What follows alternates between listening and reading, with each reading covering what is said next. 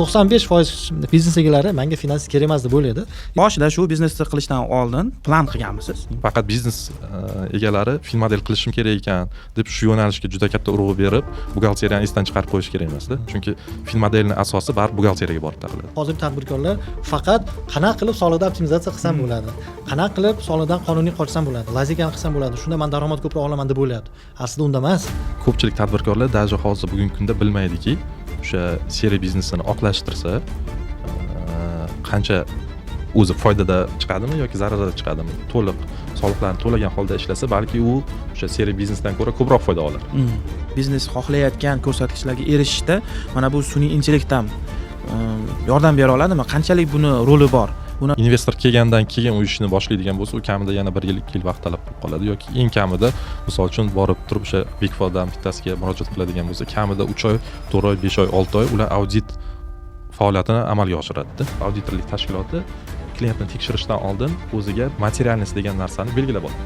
Ya'ni klientning ob'yomidan kelib chiqadi-da, misol uchun aytaylik, $10,000 dan kichkina bo'lgan summani men уже ko'rib o'tirmayman degan narsani o'ziga belgilab oladi. Finansist bu biznes egasi uchun bu ortiqcha rasxod emas yoki buxgalterga qilayotgan rasxodini ustiga yana bitta mutaxassisni jalb qilish emas, balki uni o'sha biznesini keyingi kunlar uchun, kelajagi uchun har bitta raqamlarni chiqarib berib, har bitta yo'nalishni raqamlashtirishi va uni nazorat qilishi va to'g'ri qarorlar qabul qilishida yordam beradigan eng katta instrument. Assalomu alaykum, kuzatuvchilarimiz. Bugungi podkastimizni mavzusi O'zbekistondagi biznes egalari uchun moliya sohasi qanchalik muhimligini ko'rib chiqamiz. Demak, bizning agentligimizdan Nuriddin va bizni ushbu podkastga taklif qilgan mehmonimiz bor. Mehmonimiz 10 yildan ortiq moliya bank sohasida, xalqaro tashkilotlarda moliya sohasida ekspert hisoblanadilar. Ashurov Azbek, xush kelibsiz. Assalomu alaykum. Demak, bugungi mavzu doirasida bugungi holatda O'zbekistonda moliya sohasini chuqurlashib bormoqda, buni aktualligi oshib bormoqda va ekspertlarimizga yuzlanib savol bermoqchiman. Nima uchun bu tendensiya hozirgi kunda rivojlanib bormoqda? Qisqacha tushuntirib bersanglar. Bu tendensiya oxirgi 10 yillikda juda aktual bo'ldi, desak bo'ladi. 2016-yildan boshlab, misol uchun, уже erkin valyuta siyosatiga o'tilgandan keyin biznes uchun bo'lgan juda ko'plab baryerlar yo'q qilindi. Oldin misol uchun importyor, eksportyorlar o'zini valyutni viruchkasini majburan davlatga sotishi to'g'ri kelardi yokida turli ikki xil kursda ishlashiga to'g'ri kelardi. Biznes uchun juda ko'plab noqulayliklar bo'lardi. Bugungi kunda o'sha valyuta bozori erkinlashtirilgandan keyin bu to'siqlar yo'q bo'ldi hamda O'zbekiston to'liq xalqaro bozorga ochildi desak ham bo'ladi. Juda ko'plab investitsiyalar jalb qilindi shu davr oralig'ida. Bu tadbirkorlar, biznes egalari uchun juda katta eshiklarni ochilishi bo'ldi.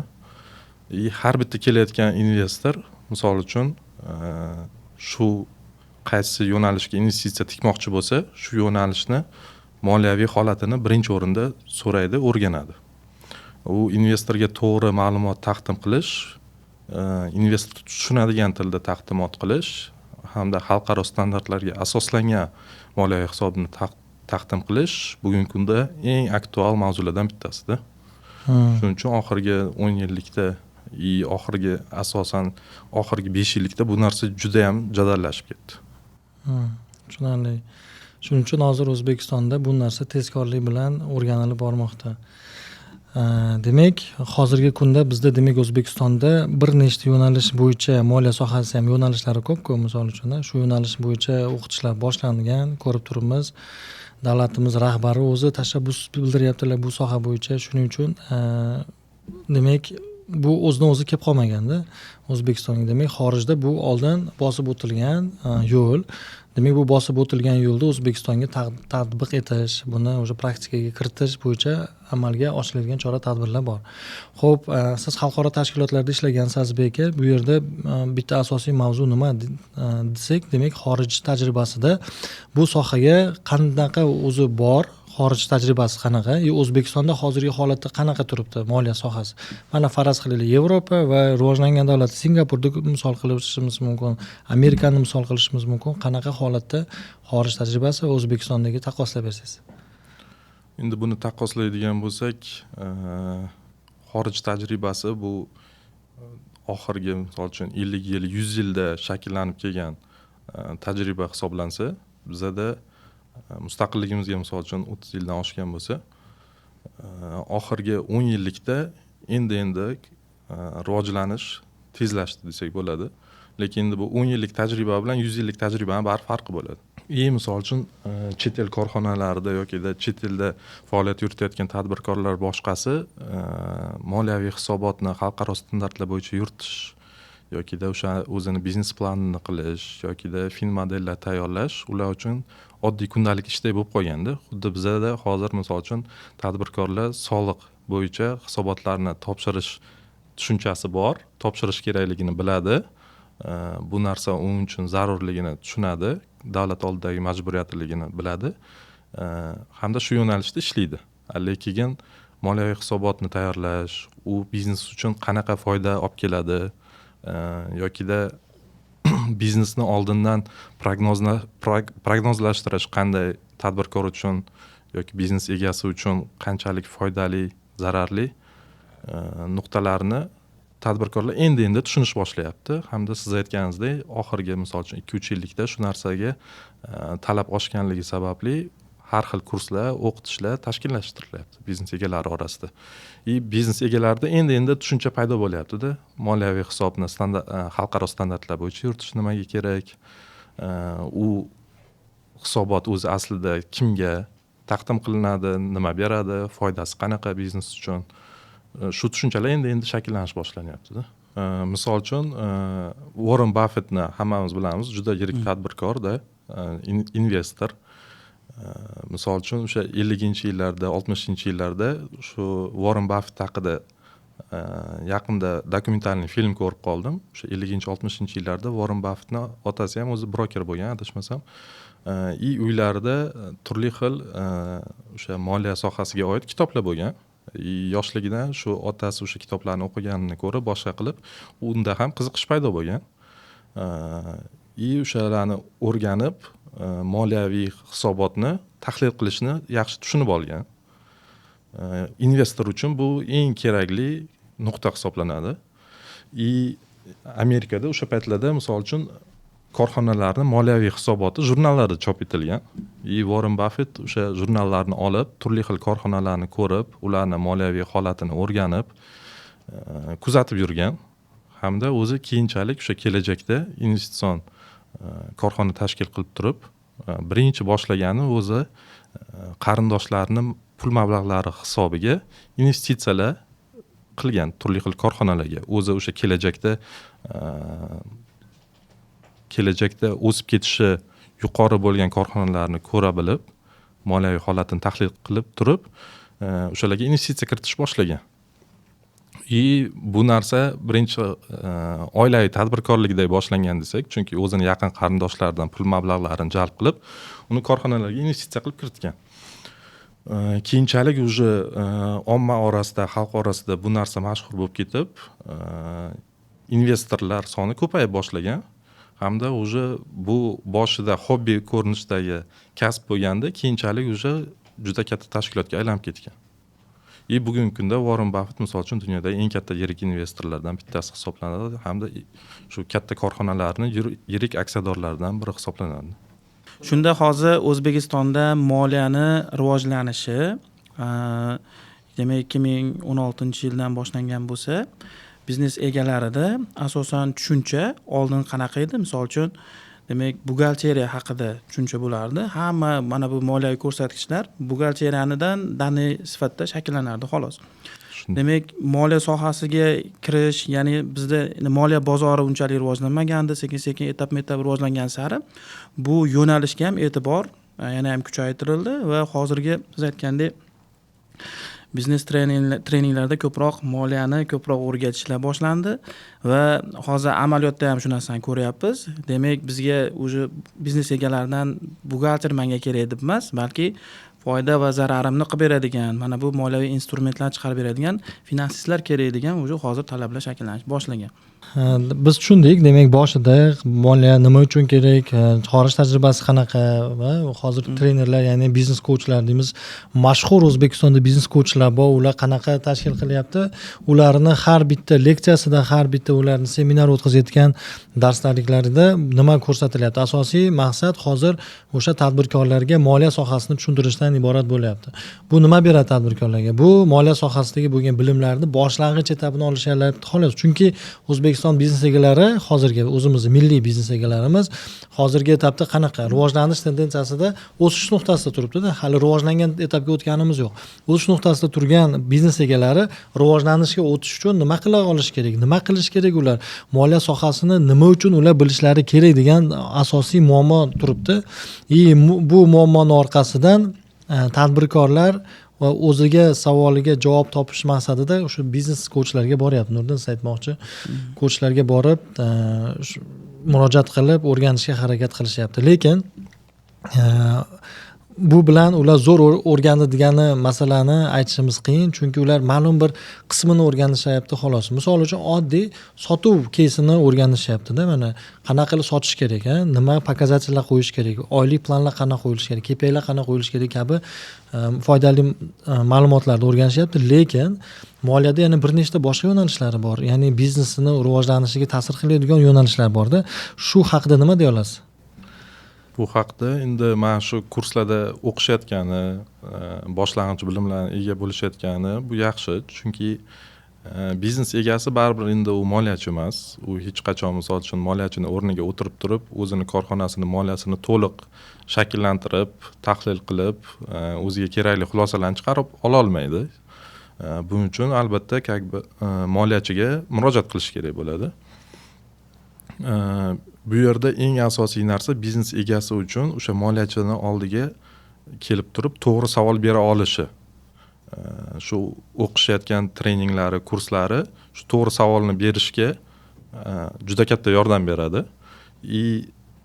Misol uchun tadbirkor biznes egasi moliyachini yollagandan keyin u moliyachi o'zi bilan o'zi bo'lib qanaqadir hisobotlar tayyorlab turib, uni biznes egasi uni tayyorlagan hisobotlarni o'qib bilmasa, tushunmasa, undan hech qanaqa foyda yo'q. Misol uchun biznes egasi har doim to'g'ri maqsadni qo'ya bilish kerak moliyachining oldiga. Menga mana bu ko'rsatkichni hisoblab bergan. Misol uchun ROI ko'rsatkichini hisoblab bergan. Return on equity da. Ya'ni o'sha 1 so'm tikkan pulim menga necha so'm olib kelyapti degan savollarni to'g'ri qo'ya bilish kerak. Yokida o'sha ishlab chiqarish sohasida bo'ladigan bo'lsa, 3 xil, 4 xil mahsulot ishlab chiqaradigan bo'lsa, har bitta mahsulotimni menga foyda zararini chiqarib bergan.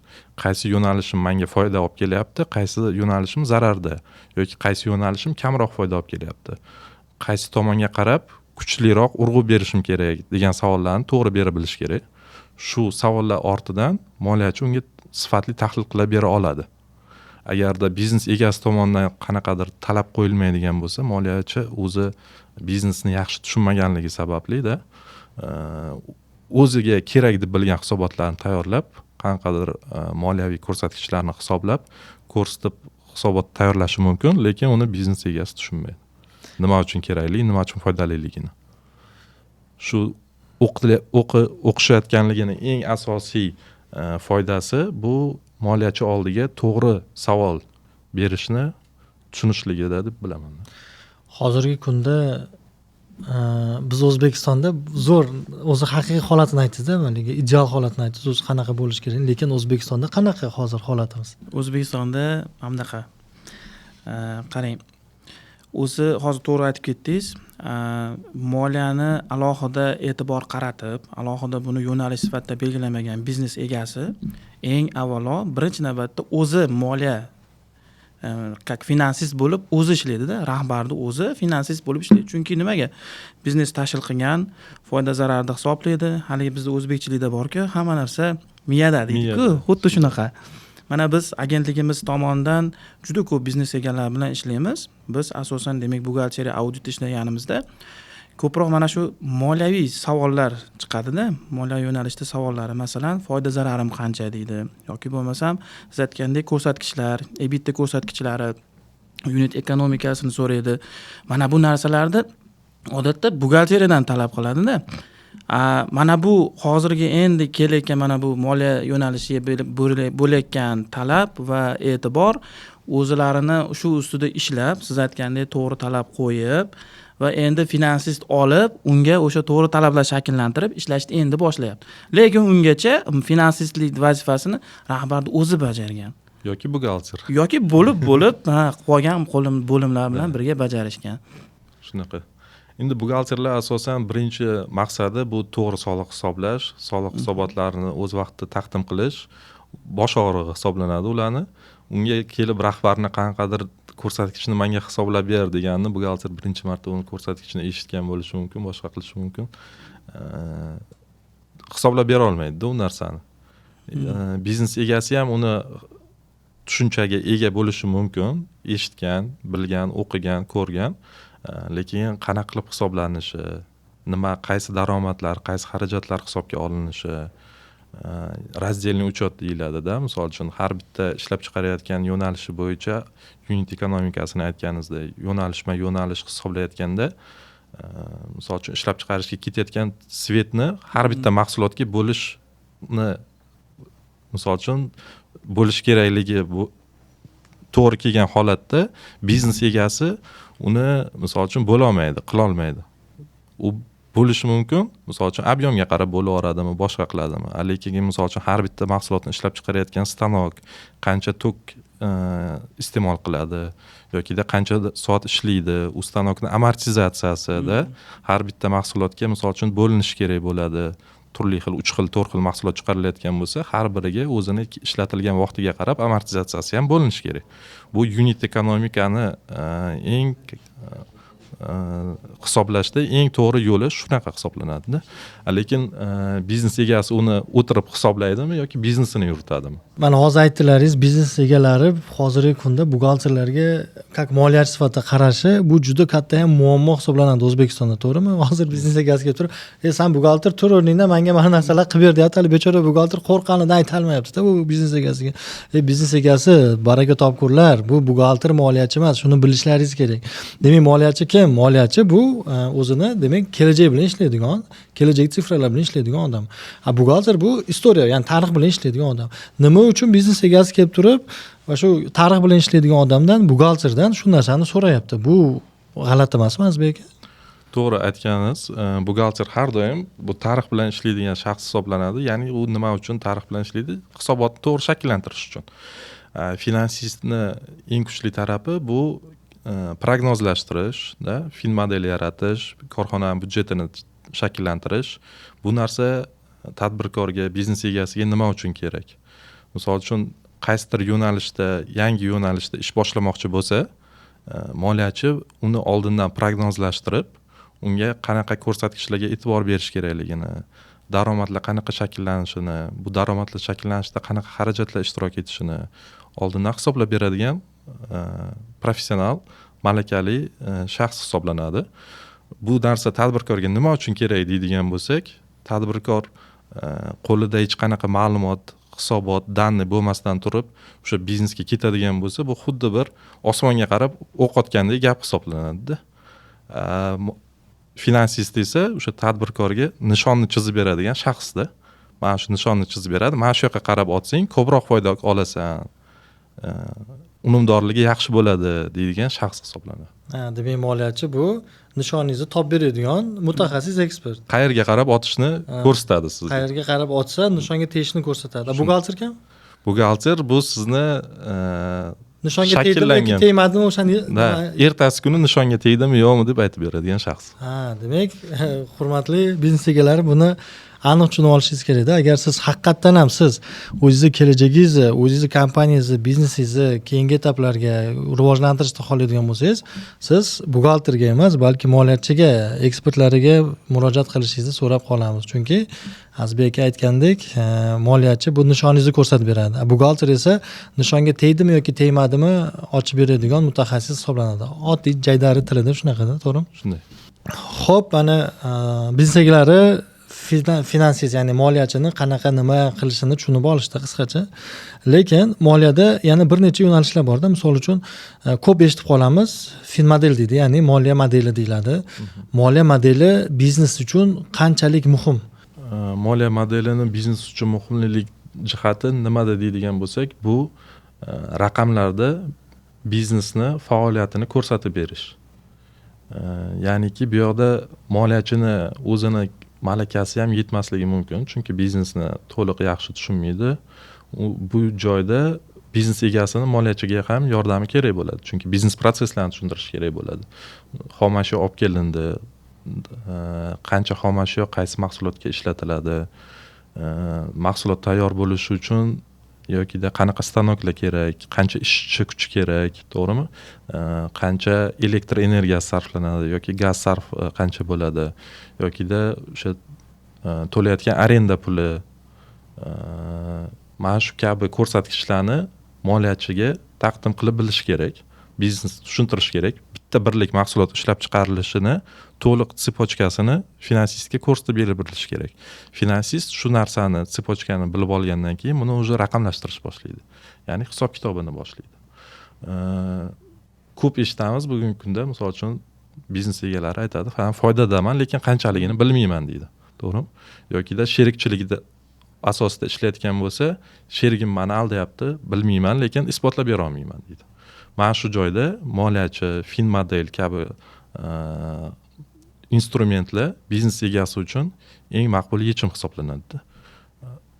Finansist mana shu narsani hisoblab berib bilgandan keyin bir-birlik mahsulotni qancha foydada olib kelyapti, ko'rsatib bera olgandan keyin o'zi biznes egasi tushunadi. Ha, demak, men buncha xomashyo olib kelsam, men buncha ishlab chiqarib bilar ekanman, men shuncha sotib bilar ekanman,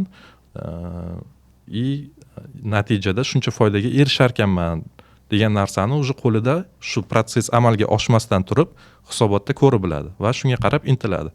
Natijada o'zi misol uchun buxgalterning danilari bo'yicha moliyachining danilari bilan farq katta bo'layotganini ko'rsa, значит, biznes prosesini qaysidir qismi to'g'ri ishlamayapti, qayerdadir xomashyo bekordan-bekor sarf qilinyapti, yokida agar o'zini biznes proseslariga ishonchi komil bo'ladigan bo'lsa, demak bu yerda o'zi qandaydir boshqa o'g'rilik deymizmi-da, yokida sheriklar o'rtasida olib borilayotgan bo'lsa, sheriklar o'rtasida qanaqadir aldov, boshqa ketayotgan bo'lishi mumkin. Shunga qarab o'zi urg'uni kuchaytirib, demak, biznesim to'g'ri ishlayapti, to'g'ri ketyapti, lekin natija berilmayapti. Demak, bu yoqda boshqa qanaqadir xavf-xatarlar bor deb biladi va o'shani izlashga tushadi. Qarang, ana aytyapsiz-ku, siz demak, biznes egasi finmodelini qilgandan keyin siz uni keyingi qadamlarini ko'ra oladi yoki qaysi tomonga qarab ketayotganini tushuna oladi deyapsiz. Hozir agar biznes egasi finmodelsiz shu narsani yuritadigan bo'lsa, demak nima bo'ladi? Demak, o'sha yo'llardan sizni sifralaringiz, tablitsalaringiz emas, o'zi yurib o'tadi, to'g'rimi? Shunday. Xo'p, yurib o'tdi ham deylik, mana A точка edi. Ikkita yo'li bor edi. Birinchisi, demak, finansist orqali kelajagini prognoz qilish, ya'ni bor nimalardan kelib chiqib, hisob-kitoblardan kelib chiqib. Ikkinchi yo'li, menga finansist kerak emas, men o'zim ketaman degan fikr bilan ketish. 95% biznes egalari menga finansist kerak emas deb o'ylaydi, to'g'ri o'zi yo'lida ketadi. Va vaholanki 95% biznesdan 60, 70, 80% gacha hozirgi kunda keyingi etaplarni bilmaganligi uchun bozor iqtisodiyoti, mana bu IT yo'nalishida rivojlanganligi uchun nima bo'lmoqda? Bankrot bo'lib ketmoqda. Bu eng asosiy narsa nima bu yerda? Vaqt ketyapti. Ya'ni umri ketyapti, boshqa narsa bo'lyapti, to'g'rimi? Bu narsalarga finansisti bo'lishi, finansist bu narsani prognoz qilib berganda edi, uni misol uchun 2 yil yoki 3 yil umri ketmagan bo'larmidi? To'g'ri aytyapsiz. Qaysidir yo'nalishni boshlashdan oldin biznes egasi agarda o'sha yo'nalishda hisob-kitobni amalga oshirsa, moliyachi yordamida prognozlashtirib bilganda, hech bo'lmaganda minimal risklarni hisobga olganda finansist unga chiqarib bera oladi. Mana shu sohada, misol uchun keyingi 2 yil, 3 yilda joriy holatdagi bozor shartlari bo'lib turganda, to'g'rimi? Shu yo'nalish unga foyda olib keladimi, yo'qmi degan savolga javob berib biladi. bu narsani tadbirkor o'zi 2 yil 3 yil umrini yo'qotib turib shu narsaga yetib kelgandan ko'ra 1 oy 2 oy vaqtini sarflab turib to'g'ri ma'lumotlarni misol uchun moliyachiga finansistga taqdim qila bilib shu narsani hisob kitobida birga o'tirib amalga oshirsa maqsadga muvofiq bo'ladi deb o'ylaymanda. Bu yerda tadbirkorning ham vaqti, ham umri, ham mablag'i tejalib qoladi. Eng asosiysi vaqti, to'g'ri. Eng asosiysi bugungi kunda vaqt. Amaliyotda bizga kelgan biznes egalariga biz savol beramiz. Nima faoliyat bilan shug'ullanasiz? Sizda deymiz, fin model bormi deymiz. Birinchidan u nima u deydi. Keyin tushuntirishni boshlaymiz. Fin model bu demak sizni biznesingizni oldindan mana siz hozir tovar oldi sotish bilan shug'ullanayotgan, misol uchun distribyutorlar bor, to'g'rimi? Yoki bo'lmasam ishlab chiqaruvchilarga aytamizki, shug'ullanayotgan biznesingizni oldindan siz shunaqa qanaqadir modellashtirganmisiz desak, u narsani bilmaydi. Keyin yana ham soddaroq so'raymiz, yana aytamizki, boshida shu biznesni qilishdan oldin plan qilganmisiz deymiz. Ha, u planmi bor deydi. Biznes reja bor. Kredit olganimda bankka topshirganman. Juda to'g'ri, xuddi shunaqa deb so'raydi. Keyin haligi u biznes planida qanaqa? U ham yo o'sha Excel formatga tushirilgan yoki qog'ozga tushirilgan bo'ladi. Ya'ni o'sha 8 so'mdan olaman, 10 so'mdan sotaman, buncha menga foyda qoladi, ishchiga shuncha beraman, arenda shuncha degan baribir qisman shuni qandaydir nima deydi, fundamenti bor-da ularda baribir.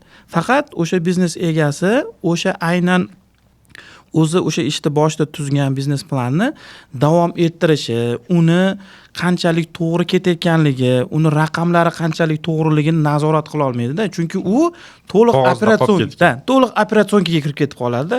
Bu operatsiyonga kirib ketishi natijasida uning uchun eng muhimi nima? Mana bu o'sha rejalashtirgan narsasini qilish. To'g'ri. Mana bu ko'rsatkichlarga chiqish yoki qaysidir raqamlarda tushib ketish yoki ikkinchi planga tushib qoladi o'sha uning uchun. Keyin yana oxirida savol beramiz. Bo'pti, bularda agar qilmagan bo'lsangiz, qancha foyda oldingiz o'tgan kvartalda desak, ayta olmaydi. Foyda tushunchasini, misol uchun ular qanaqa tushunadi? Men deydi, o'tgan yili shuncha ish qildim, shunaqa qildim, uni evaziga kredit hisobiga yo mashinali bo'lib qoldim, yoki uyli bo'lib qoldim, yoki biron bir noturali bo'lib qoldim. Mana shu meni foydalarim deydi-da. Ularning foydasi qaysidir bir qilingan biznesga qilingan investitsiyalar ichida yotadi. To'g'ri.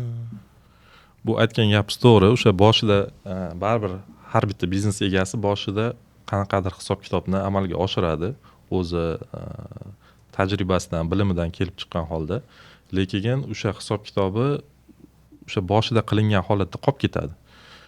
Moliyachi, misol uchun o'sha hisob kitobni to'liq puxta qilib tayyorlab beradigan bo'lsa, keyinchalik biznes davomida, misol uchun oylik, choraklik yoki yarim yillik, yillik ko'rsatkichlarni обновление qilib ketadi-da. Ya'ni обновление yangilab boradi. Shu yangilab borganning hisobiga, misol uchun biznes egasi tushunadi. To'g'ri ketyapmanmi? Boshida qo'ygan maqsadimga o'zi qarab ketyapmanmi yoki maqsaddan chetga chiqib qoldimmi? Ya'ni o'sha boshida o'ziga qo'ygan kursdan qanchalik pastga tushib ketdi yoki tepaga chiqib ketdi, shunga qarab bilib oladi biznes egasi. Buning uchun o'sha aytganimizdek, moliyachi shu narsani ko'rsatib berib biladi unga. Boshida qanaqa maqsadlar rejalar qo'yilgandi, biznes yuritish davomida qanaqa ko'zda tutilmagan, to'g'rimi? Xarajatlar yoki daromadlar paydo bo'lib qoldiki, biznes kursidan chiqib ketdi, misol uchun trayektoriyasidan chiqib ketdi, tushib ketdimi yo ko'tarilib ketdimi? Ko'tarilib ketgan bo'lsa, nima hisobiga ko'tarildi? Qaysi xarajatlarni optimizatsiya qilib bildi yoki qaysi xarajatlarni oldin misol uchun ko'proq hisoblab olgan bo'lishi mumkin. Agar tushib ketadigan bo'lsa, nima hisobiga tushib ketdi? Ya'ni shu savollarga moliyachi javob berib biladi biznes egasiga. Bugunga kelgan klientimiz ham xuddi shunaqada. Mana bizga kelgan partnyorimiz, biznes egasi bugun buxgalteriyani bizda uchetini yuritadi-da. Bugun kelib turib nima deydi? Qaranglar deydi. Men deydi, biznesni boshlashimdan oldin shunaqa plan qilganman. Ya'ni fin model deb ayta olmayapti, lekin u ham shunaqa bir model jadval qilgan, ma'lumotlarni yuritgan. Men boshida foydada chiqishim kerak edi, rasxodlarimni rejalashtirdim, boshqa qildim. Misol uchun qurilish kompaniyasi aytayapti-da. Oxirida kelganda pulim yo'q deyapti. Foydada emasman. Foydada emasman. Lekin hisob kitobda foydada edim. Ha, hisob kitobda foydada edim. Pulim yo'q deydi. Keyin pulim deydi, chiqib ketgan deydi tashqariga deydi. Meni ko'targanimda hech narsa chiqmayapti deyapti-da. keyin biz u narsani tushuntirib berdik. Bu film model tayyorlanishi. U narsani tushundi. Demak, men bu narsani film model shakliga keltirib, u narsani qilishim kerak va o'shani men nazorat qilib borishim kerak degan tushunchani oldi bugun. To'g'ri. Bu film modelini misol uchun aytganingizdek ko'pchilik biznes egalari bilmasligi mumkin. Bunaqa tushuncha borligini, boshqasini oddiy o'zimiz jaydari tilda aytadigan bo'lsak, rejalashtirishda. Film model bu rejalashtirish. Bu yerda rejalashtirishda shunchaki misol uchun shuncha sotuvim bo'ladi, mana buncha xarajat ketadi emas. Har bitta o'sha unit ekonomikadan kelib chiqqan holda har bitta sotilayotgan tovari bunga qancha foyda olib keladi, shu savollargacha javobini topa oladida film modelda. Shuning uchun bu yo'nalish baribir biznes egasi uchun muhim. Buni hozir bugungi kunda уже ko'pchilik siz aytgandek tushunib yetyapti. Lekin o'sha tushunib yetishi og'riqlar orqali, ya'ni praktika orqali, tajriba orqali bo'lib qolyapti-da. Aslida esa misol uchun shuni 2 yil, 3 yil oldin boshlaganda edi, shu og'riqlarni bosib o'tmagan bo'lardi biznes egalari. Vujudi bilan his qilyapti-da bu narsani kerakligini endi. Oldin vujudi bilan emas, shu narsani qilishim kerak deb xayolida bitta joyda turardi doim. Keyin bu narsani qilaman-da deb ketgan, operatsiyonga kirib ketgan, boshda siz aytmoqchi reja ketgan yo'q degan haligi qurilishni bilasizda. Qurilishda juda ham ish ko'p bo'ladi. Borib ustida turmasangiz, haligi usta noto'g'ri qilib qo'ygan bo'ladi. Uni prorabini urishingiz kerak, boshqa qilishingiz kerak. Oxir oqibatda operatsiyonkadan chiqmasdan o'sha rejasidan chiqib ketib qoladi. Keyin bir kun o'sha o'tirganda, o'sha 2 yildan keyin o'tirgan paytda bitta 50 ko'tarsak, 50 eshitma yo'q, hammasi xarajat sifatida chiqib ketgan bo'ladi.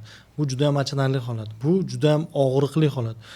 Bu vaqt bilan bog'liq bo'lgan, umri ketayotgan holat. 2 yil prosta foydasiz yurgan holat deb aytsak xato qilmaydigan bo'lamiz. Demak, bu yerda tadbirkorlar, biznes egalari, biznesmenlar o'zini moliya sohasini agar rejalashtiradigan bo'lsa, keyingi etaplarda tezroq chiqishiga yoki zararda chiqishini oldindan ko'ra biladi. Hozirgi tadbirkorlar nima qilyapti? Azbek aka, Nuriddin aka nima qilishyapti? Hozirgi tadbirkorlar faqat qanaqa qilib soliqda optimizatsiya qilsam bo'ladi, qanaqa qilib soliqdan qonuniy qochsam bo'ladi, lazikani qilsam bo'ladi, shunda men daromad ko'proq olaman deb o'ylayapti. Aslida unda emas. Aslida shu moliyasini to'g'ri boshqarsa, mana salesini to'g'ri boshqa, sotuvlarini o'rgatishyapti. Ko'chlar O'zbekistonda mashhur nimalarimiz bor. Ular zo'r narsalar o'rgatishyapti. Haqiqatan ham haligi kerak bo'ladigan narsalarda, ya'ni biznesda kerak bo'lgan narsalar, saleslarda o'rgatishyapti, ularni modellarini o'rgatishyapti, sotuv texnologiyasi, texnikalarini o'rgatishyapti, hozirgi zamon talabidagi narsalar o'rgatishyapti. Lekin bu film modelda, ya'ni moliyachida bitta bo'g'imda xolosda, to'g'rimi? To'g'ri. Yana qanaqa bo'g'imlari bor? Sotuvdan tashqari film modelda, ya'ni modellashtiriladigan paytda biznesingizni yana nimalarga e'tibor berish kerak? Sotuv bu siz aytganingizdek shu moliyaviy rejalashtirishni film modelini bir qismi hisoblanadi. Chunki biznes faqat sotuvdan iborat emas-da. Biznes ishlab chiqarish, xizmat ko'rsatish, misol uchun yetkazib berish, xodimlarga ish haqi to'lash yokida shu biznesini olib borish uchun o'zi nechta xodim kerak bunga, yokida misol uchun $1 million sotuv qilish uchun qancha xom ashyo kerak, qancha tovar ishlab chiqarish kerak, buning uchun qancha ishchi kuchi kerak, misol uchun keyin bundan tashqari qancha reklamaga pul tikish kerak, bugungi kunda o'zi reklamani sotuvga konversiyasi qanaqa bo'lyapti, mana shu ko'rsatkichlarni o'z ichiga qamrab oladigan reja dastur hisoblanadi-da film model. Yana shu o'rinda bitta narsani aytib o'tishimiz kerak. Film model qancha sifatli bo'lishiga eng asosiy turtkilardan bu bittasi buxgalteriya hisoblanadi. Buxgalteriya qanchalik to'g'ri ma'lumot taqdim qilib bilsa, qanchalik sifatli ma'lumot taqdim qilib bilsa, film modelning rezultati ham shunga qarab bo'ladi. Ya'ni bitta tushuncha bor endi inglizlarda, shit in, shit out deydi-da. Misol uchun, qanchalik dabdala ma'lumot kirib kelsa, shunchalik dabdala rezultat chiqib kelaveradi hisobotda. Ishlab chiqarishda ham xuddi shunaqa, haligi sifatsiz xom ashyosi, sifatsiz arzon narsa chiqadi. Shuning uchun aytib o'tmoqchiman, faqat biznes egalari film model qilishim kerak ekan deb shu yo'nalishga juda katta urg'u berib, buxgalteriyani esdan chiqarib qo'yish kerak emas-da. Chunki film modelning asosi baribir buxgalteriyaga borib taqaladi. fin model uyni tomi deydigan bo'lsak, asos baribir buxgalteriyada. Fundamenti bu. Fundamentda. Zo'r. Bunda o'sha buxgalteriyani endi baribir hozir bugungi kunda mana siyosatimiz shunga qarab ketyapti. Ya'ni biznesni oqlashtirish yo'nalishiga qarab ketilyapti. Bu yerda o'sha buxgalteriyada agar qanchalik shaffof, to'g'ri yuritilgan bo'lsa, ma'lumotlar barchasi to'g'ri hisobga olib borilgan bo'lsa, ertaga o'zini kelajakdagi prognoziga shuncha yaxshi imkoniyat paydo bo'ladi. Hozir juda ham yaxshi mavzuni boshlab berdingiz. O'zbekistonda, ya'ni makroga sal kattalashamiz. O'zbekiston miqyosi bo'yicha hozir moliyani rivojlantirish, bu investitsiyani olib kirish, ya'ni davlat siyosatidagi eng asosiy ko'rsatkichlardan, eng asosiy yo'nalishlardan biri bo'lib kelyapti. Aktualligi juda ham yuqori. Ya'ni xabarimiz bor, prezidentimiz, hurmatli prezidentimiz Shavkat Mirziyoyev har bitta hokimiyat, viloyat hokimlariga topshiriq bergan, chetdan investitsiya jalb qilish bo'yicha hamma chora-tadbirlar qilib ber. Tadbirkorlarga yo'l ochilib, hamma nimaga topshiriq berilyapti. Lekin buni orqasidan viloyat hokimlari davay qilib harakat qilyapti olib kirishga. Lekin buni negizida nima yotadi? Ertaga u investor keldi ham deylik, mana O'zbekistonga chaqirdi. Misol uchun viloyat hokimlari chaqirdi O'zbekistonga, u investor keldi. Sizda misol uchun faraz qilaylik, tekstilniy zavodingiz bor. Unga investitsiya kerak. Где-то примерно 10 million, 20 million dollarlik. Viloyat hokimi 3-4 ta investorlarni jalb qilib qo'ydi. Investorlar kelgan paytda mana siz xalqaro tashkilotlarda ishlagansiz-ku, investorlar bilan uchrashgansiz. Shu paytda investorlarni birinchi so'raydigan talabi, birinchi so'raydigan narsalari nimalardan iborat? Har bir kirib kelgan investor birinchi o'rinda moliyaviy hisobotni xalqaro standartlar asosida so'raydi. Chunki bizani o'zimizni milliy hisobda yuritilgan, milliy hisob standartlari asosida yuritilgan buxgalteriya xalqaro hisob siyosatidan farq qiladi. Investorga o'sha xalqaro ko'rinishdagi hisobot nima uchun qiziq? Chunki u uni o'qib biladi, uni tushunib biladi.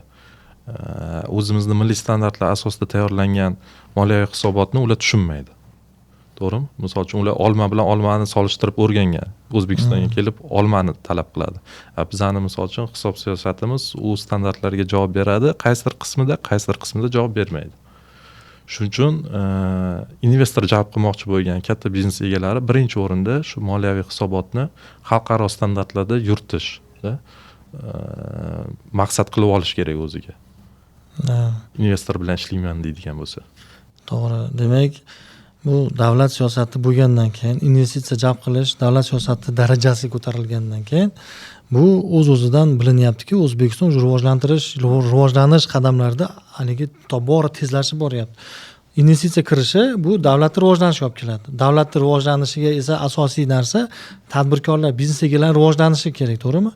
U tashqaridan investitsiya jalb qilish uchun, ya'ni viloyat hokimlari ham bilib qo'yishlari kerak bo'lgan asosiy narsa bor ekanda, makro urovenda hozir tahlil qiladigan bo'lsak, demak viloyat hokimlari nimani bilib qo'yishlari kerak? Viloyat hokimlari investorni olib kelgandan keyin, demak bu kompaniya egasi haqiqiy mana bu birinchi o'rinda investor nima qiladi? Qo'shimcha foyda olishga harakat qiladimi yoki prosta kelib turib, mana sizlar zo'ragan nimani sizlarga pul ishlab chiqarishinglarni zo'ragan, eksport qilar ekansizlarda pul tashlab ketadimi yoki uni finmodeliga ko'radimi? Nega transformatsiya MSFO, ya'ni Международный стандарт финансовой отчетности, bizda o'zbek tilida buxgalteriya hisobining xalqaro standartlari deyiladi, to'g'rimi? Moliyaviy hisobning xalqaro standartlari deyiladi. Shunga xalqaro standartlarga o'girib turib, uni finmodelini taqdim qilgandan keyin investorga keyin gaplashishni boshlaydi, to'g'rimi? Hozirgi vaqtda nima eng katta xatosi? Vaqt bo'lyapti. Vaqtni yutqizib qo'yapti. Investor kelyapti, birinchi etapda menga mana narsalarni qilib ber, deyapti. Ular ko'rona qilib beryapti. Bunday olyapti-da, yo'q, bu men xohlayotgan narsa emas. Turib haligi investor chizib beryapti, kerak bo'lsa. Menga mana ko'rsatkichlar qilib berdi, yana qaytaryapti. Bizda nima o'rganib qo'yganmiz? Davay uraga haligi bizni qon-qonimizga singib ketgan. Nimaga? Chunki u sovet tuzumini hali ham oqibatlari borda. Bitta topshiriq bersa, o'shani bajarish uchun haligi qoshni olib ketsa, boshni olib keladigan xalq bo'lib qolganmiz o'sha paytda. Hozir endi sekin-sekin o'zgarib boryapmiz. O'zgarib borish natijasida haligi kelayotgan investor nima deyapti? Mana senga birinchi marta, ikkinchi marta, uchinchi marta qilgan paytda haligi eski asoratlar orqasida to'ldirib to'ldirib investorni oldida ham o'zbek biznes egalari xijolat bo'lib qolyapti.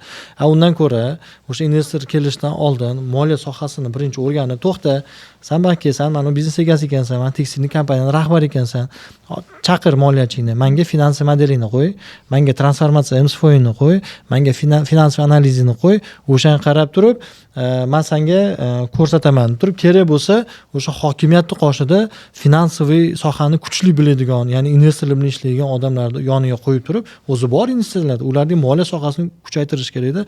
Bunday ko'rib tahlil qilgandan keyin, haqiqatan ham sizga investitsiya jalb qila olamiz. Bu juda ham привлекательный proyekt turib, xulosa beradigan darajadagi maslahatchilarni oldiga qo'yish kerak deb o'ylayman. Siz nima deb o'ylaysiz? Aytgan gaplaringizga qo'shilaman. Bu yerda mana bugungi kunda o'zi bu yo'nalish bo'yicha ham davlat miqyosida, davlat siyosatida juda katta ishlar amalga oshirib borilyapti. Misol uchun xabaringlar bo'lgan bo'lsa, bir yillar oldin tashkil qilingan O'zbekiston Milliy investitsiya fondi tashkil qilindi hamda unga shu davlat aktivlari bo'lgan yirik korxonalar 15 tacha korxona, uning ichida o'sha O'zbekiston havo yo'llari, O'zbek Telekom kabi korxonalar bor. O'zini 15, 20, 30% gacha bo'lgan ulushlarni qo'yib turib, shu investitsiya fondida birlashtirib turib, shu 10 ta 15 ta korxonani IPO ga olib chiqish. IPO bu o'sha Initial Public Offering degani, ya'ni o'sha tashkilotni birinchi marta aksiyalari xalqqa taqdim qilinishi, sotib olish uchun taqdim qilinishi hisoblanadi. Bugungi kunda misol uchun mana shu 1 oy, 2 oy ichida mana shu 15 ta, 14 ta katta davlat korxonasi уже London birjasi bilan Toshkent birjasiga aksiyalarni taqdim qiladi. Bu O'zbekiston tarixida birinchi marta bunaqa amaliyot olib borilyapti.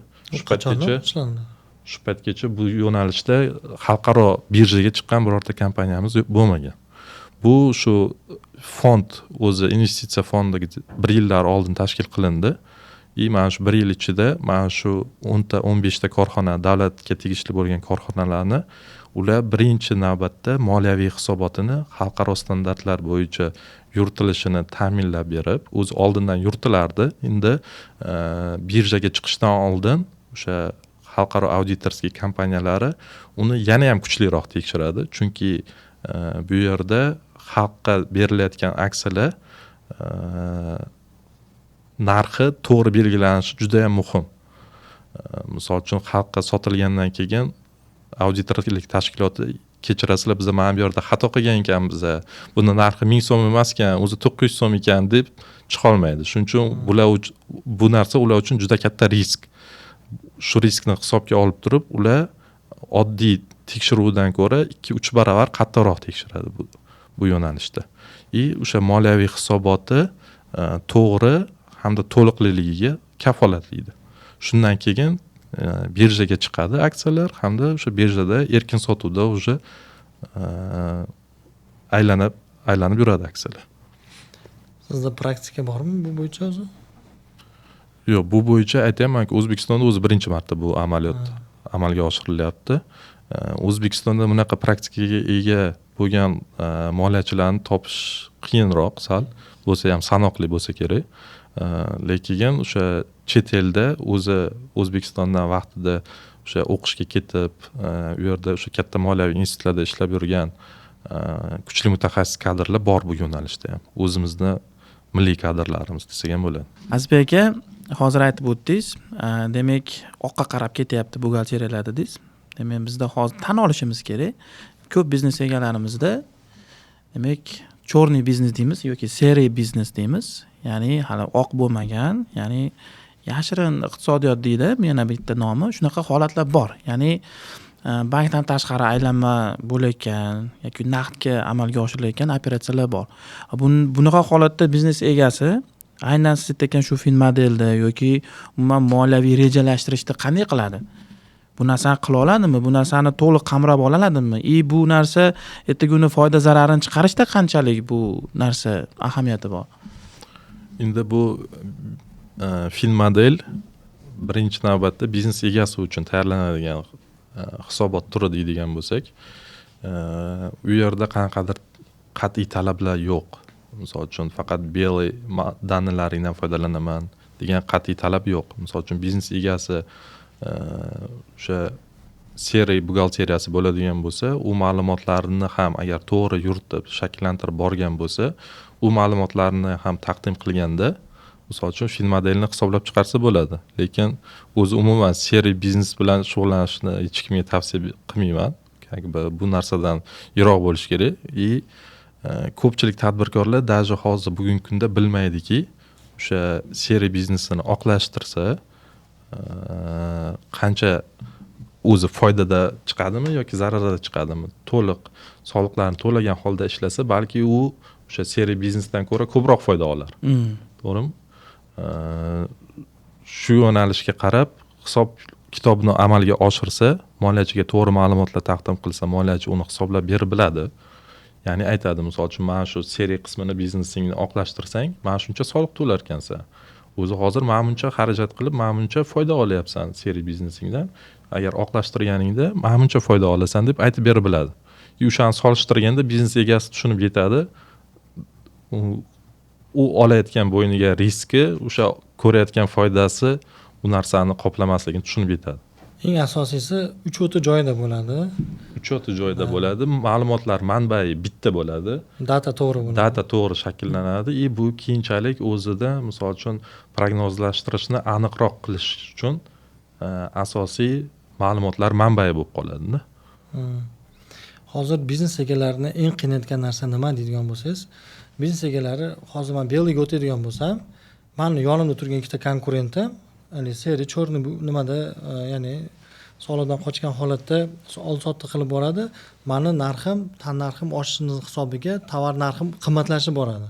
Shu qimmat tovarni misol uchun xuddi shu mana stakandagi bitta suvni oladigan bo'lsak, shu narsa misol uchun $1 sotsa, cho'rnida. Bu 1 sent, ya'ni 1 sent oralig'ida qimmat bo'lsa ham, buni o'zi kelib olish to'xtaydi-da. Biznes egalari shundan cho'chiydi, shundan qo'rqadi. Bu fakt. Ya'ni bizda o'zbek xalqi surishtiruvchi xalq. Boradi, misol uchun siz ham bozorga borsangiz, meni yoshligimizda bozorga borganimizda o'sha nima qilardik? Biz borib bitta kiyimni ushlab turib, bitta kostyumni ushlardik-da. Nech pul kostyum derdik. Xuddi shu narsani bozorda aylanib chiqib turib, keyin yana kelib turib, agar haqiqatan ham arzon topa olmasak o'sha narsani, o'sha narsani olib ketgan bo'lardik-da. Birinchi yoqqan narsani tanlab olamiz, keyin uni arzonni oqtaramiz.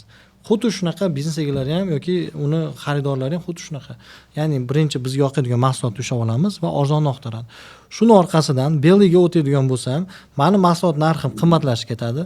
Men sotayotgan narsalar sotilmay qoladi. Shu bilan birgalikda meni ikkita klientlarim bularga o'tib ketadi degan haqiqiy fakt va qo'rquv bor biznes egalarida. Agar bu narsa bo'ladigan bo'lsa, biznes nima qiladi? Cho'kadi. Bunga fikringiz qanaqa? Endi bu yo'nalishda agar misol uchun oqlashtirib to'g'ri ishlayman deydigan bo'lsa, to'g'ri ma'lumotlar shakllantirsa, moliyachi bilan birgalikda har qanaqa holatda qaysidir xarajatlarni optimizatsiya qilish yo'lini baribir topsa bo'ladi. Yechim bor har bitta narsaga. Shu orqali o'zini mahsulotini raqobatbardosh qilib biladi narx jihatdan-da. Bu yerda aytmoqchi emasman, misol uchun qaysidir xom ashyoni sifatsizroqqa alishtirib turib tovar ishlab chiqarish yo'nalishida ketishni emas, ya'ni o'sha bir-birlik ishlab chiqarilayotgan mahsulotini samaradorligini oshirib bilish kerak-da. Tannarxni shunaqa optimizatsiya qilish kerak, uni yo'lini topish kerak. O'sha tannarxni optimizatsiya qilish orqali o'zini marjasini hamda narxini saqlab qolib bilish kerak-da. Bu misol uchun bugungi kunda juda ko'plab innovatsiya, misol uchun ilm fan ham bitta joyda turgani yo'qda. Har bitta narsa kundan kunga optimizatsiyalashyapti. Misol uchun birinchi mana elektromobillar chiqqanda ham 300 kilometr, 350 kilometr yurardi. Bugungi kunda уже 800-900 kilometr yuradi, 10 daqiqada zaryadlaydi. U misol uchun 2 yil, 3 yilda mana shu yo'nalishda shuncha optimizatsiya bo'lib, shuncha уже ko'rsatkichlar oshdi. Misol uchun qanaqadir ishlab chiqarilayotgan tovarlarda men aminman, u narsani amalga oshirsa bo'ladi. Buning uchun o'sha aytganimizdek, buxgalteriyasi, moliyachisi yokida research and development deydi. Bu misol uchun katta yirik tashkilotlarni ko'radigan bo'lsak, o'sha Apple'ni, Google'ni research and developmentga juda ko'plab pul mablag' tikishadi. Bu narsa ular uchun nima uchun kerak? har kuni yangi innovatsiya qilish uchun yokida o'sha ishlab chiqarayotgan tovarlarni qanaqa qilib optimizatsiya qilish uchun, narxini qanaqa qilib tushirish uchun juda muhim hisoblanadi. Bizada tadbirkorlar shu sohaga hech e'tibor berganini men ko'rmaganman, to'g'risi. Research and development nima deydigan bo'lsangiz, bu izlanish hamda o'sha chiqarilayotgan mahsulotni har doim yaxshilab borish, takomillashtirib borish. Shu yo'nalishda ilm fan sohasiga o'sha katta tashkilotlar aytganimdek juda ko'plab mablag'lar tikishadi. Endi bu yoqda biznes egasi aytishi mumkin, menda unaqa katta mablag' yo'q, ilm fanga tikish uchun, boshqa qilish uchun. U narsani alohida bitta biznes o'zi o'rganishi shart emasda hech qachon. Уже tayyor qilingan researchlar bor. O'shalarni olib turib o'rganish ham, как бы texnologiya bo'ladimi yokida o'zini injeneri bo'ladimi, shu sohada ishlayotgan biznes egalari o'sha tayyor hisobotlarni olgan holda o'sha texnologiya, injeneri, o'zini mutaxassislari bilan birgalikda o'tirib o'rganadigan bo'lsa, ular ham o'sha tayyor qilingan researchlar orqali o'zini biznesi uchun qanaqadir optimal yo'l topib biladi-da. Mana Nazbek aka, siz aytyapsiz-ku, mana Finmodelda mana hamma ko'rsatkichlari bo'lish kerak deyapti. Mana bizda haligi O'zbekistonda eng katta puli bori ham, eng katta obyekt qilinadigan ham hozirgi paytda topoviylar quruvchilar bo'lib qoldi-da. Shu quruvchilarda eng katta narsasi nima? O'sha pulini to'g'ri boshqarishda doim ularda kassaviy razriv bo'ladi. Siz aytdingiz-ku hozir, kassaviy razriv. Misol uchun, bu materialga chiqarishim kerak deb, bu materialga chiqaraveradi. Tushgan pulni oylikka berish kerak bo'lgan pulni ham materialga chiqaraveradi. Haligi oylik yonsa, keyin oylikka beradi. Qat yonsa o'shani o'chirish bilan shug'ullanadi. Bu Finmodel orqali, ya'ni bizda kassaviy razrivlarda, cash buffer deysiz, o'sha narsalarni to'g'rilab ketsa bo'ladi. Demak, bizda hozir qurilish kompaniyalari asosiy narsasi nima? Ular nimaga qarab ishlaydi? Ya'ni smetasiga qarab ishlaydi, to'g'rimi? Xo'p, mana qurilish obyekti bitta obyekt qurdi. Bu smetasi bor, ikkinchi obyekti bor, buni ham smetasi bor, uchinchi obyekt bor, uni smetasi bor. Smetada qancha xarajat qilishi, nimaga ishlatish yozilgan, to'g'rimi? Endi bu bo'yicha biznes egasi oxirida nima qilyapti? Oxirida bunday elakda ko'targan bitta ishtama qolmayapti-da. Buning uchun, bu narsa elakda qolishi uchun birinchi navbatda bu smetadan tashqari qurilish kompaniyalari yana nimalarni qo'shish kerak, nimalarni bilimini, ilmini o'rganish kerak deb o'ylaysiz? Bu yo'nalishda mana siz hozir aytib o'tdingiz, har bitta qurilish kompaniyasi biror bir obyekt boshlashdan oldin aytganingizdek smetani tuzib chiqadi. Smeta bu o'sha Finmodel uchun ishlatilayotgan bir ingredient desak bo'ladi, bir unsur. Uni to'liq amalga oshirsa, siz aytgandek o'sha turli xil muammolarga duch kelmaydi. Ya'ni smeta bu faqat xarajatlar ko'rinishi bo'ladigan bo'lsa, sotuv narxini belgilash qurilish kompaniyalari uchun juda muhim. Bugungi kunda ko'ramiz, misol uchun kotlovan holatida juda arzon narx aytishadi. Уже bino ko'tarilgandan keyin narx 2-3 barobar qimmatlashib ketib qoladi. Vaholanki bitta binoni qurish uchun 2 yil vaqt ketadigan bo'lsa, 2 yilda inflyatsiya darajasi bunchalik yuqori emasda, 2-3 barobar narx ko'tarilib ketishi uchun. Shu yerda men o'ylaymanki, ko'pchilik qurilish kompaniyalari narx belgilashda xatolikka yo'l qo'yishadi. Boshida arzon ko'tarasiga berib yuborib turib, oxirida qimmat qilganning hisobiga sotuvlari ham tushib ketish boshlaydi, to'g'rimi? Boshida chunki ko'pchilik investitsiya kiritadi, arzonligida olib qolay deydi. Oxiriga kelib уже siz aytgandek quruvchi xom shot rashotini qilib ko'radida, hozir elak ko'tarsam hech narsa pul qolmas ekan deydi. Уже kvartiralar narxini oshirish boshlaydi. Kvadrat metr narxi ko'tarilib ketib qoladi. Bu yoqda o'sha boshidan to'g'ri narx siyosati amalga oshirilmaganligini hisobiga mana shu narsaga duch keladi deb o'ylayman. Birinchi o'rinda unit ekonomikasini ko'rib turib, unga qarab turib narxini chiqarishi qayerdan oladi uni? Qayerdan? Uni o'sha Finmodel orqali oladi. Smetadan ololmaydimi uni? Smeta u faqat xarajatlarda. Smetadan narxni belgilolmaydi. Endi shu narsani umumlashtiradigan bo'lsak, qurilish kompaniyalari misolida aytib, Finmodel ularga o'sha biz hozir aytib o'tganimizdek break-even point, ya'ni безубыточная точка shu narsaga qachon yetib kelishini ko'rsatib berib biladi. Bu narsaga yetib kelish uchun narxlarni qanday shakllantirish kerakligini ko'rsatib berib biladi, hamda o'sha faoliyati yakuniga yetganda, misol uchun qurilish obyekti tugaganda, bitqizib topshirilganda qancha daromad bilan chiqyapti, qancha foyda bilan chiqyapti, qancha zarar bilan chiqyapti, hammasini ko'rsatib bera oladi oldindan. Uning uchun binoni qurib bo'lib, oxirigacha sotib topshirib, keyin hisoblash shart emasda u narsani. eng katta muammo ham shuda Azbek aka, ko'p quruvchilar hozir ishni qilaverik, oxirida foydam bo'ladi deb haligi nima deydi, tavakkal qilib ishni boshlaydi. Tavakkal qilish yaxshi. Bu islom moliyasiga ham plyus tomoni, ya'ni tavakkalchilik asosida o'zini polностью hamma biznes egalari tavakkalchilikka asoslangan. Lekin shu o'rinda men ham aytib ketay, endi fin model bu tavakkalchilikni to'liq yo'q qilib beradi degan tushuncha yo'q. Chunki misol uchun oldinda bo'layotgan narsani raqamlar orqali to'liq baribir 100% hech qachon aniq bashorat qilib berib bo'lmaydi. Hammasi siz aytganingizdek o'sha tavakkalchilikka bog'liq, lekin o'sha tavakkalchilikni iloji boricha minimallashtirib berishi mumkin moliyachi hisoblab. fin modelda demak sabablar rejasi bo'lishi mumkin, to'g'rimi? Ya'ni siz korxonani foydaga olib chiqish uchun qaysi sababdan foydalanay degan savolingizga javobni fin modeldan topsangiz bo'ladi, to'g'rimi? To'g'ri. Demak, quruvchilar har bitta obyekti bo'yicha fin model qilgani yaxshiroqmi yoki bitta umumiy fin model qilgani yaxshiroqmi? Nima deb tavsiya bera olasiz? Har bitta obyekt bo'yicha alohida qilgani to'g'ri deb bilaman. Chunki endi baribir ko'p quruvchi tashkilotlari obyektlari turli xil rayonlarda to'g'rimi joylashgan bo'ladi.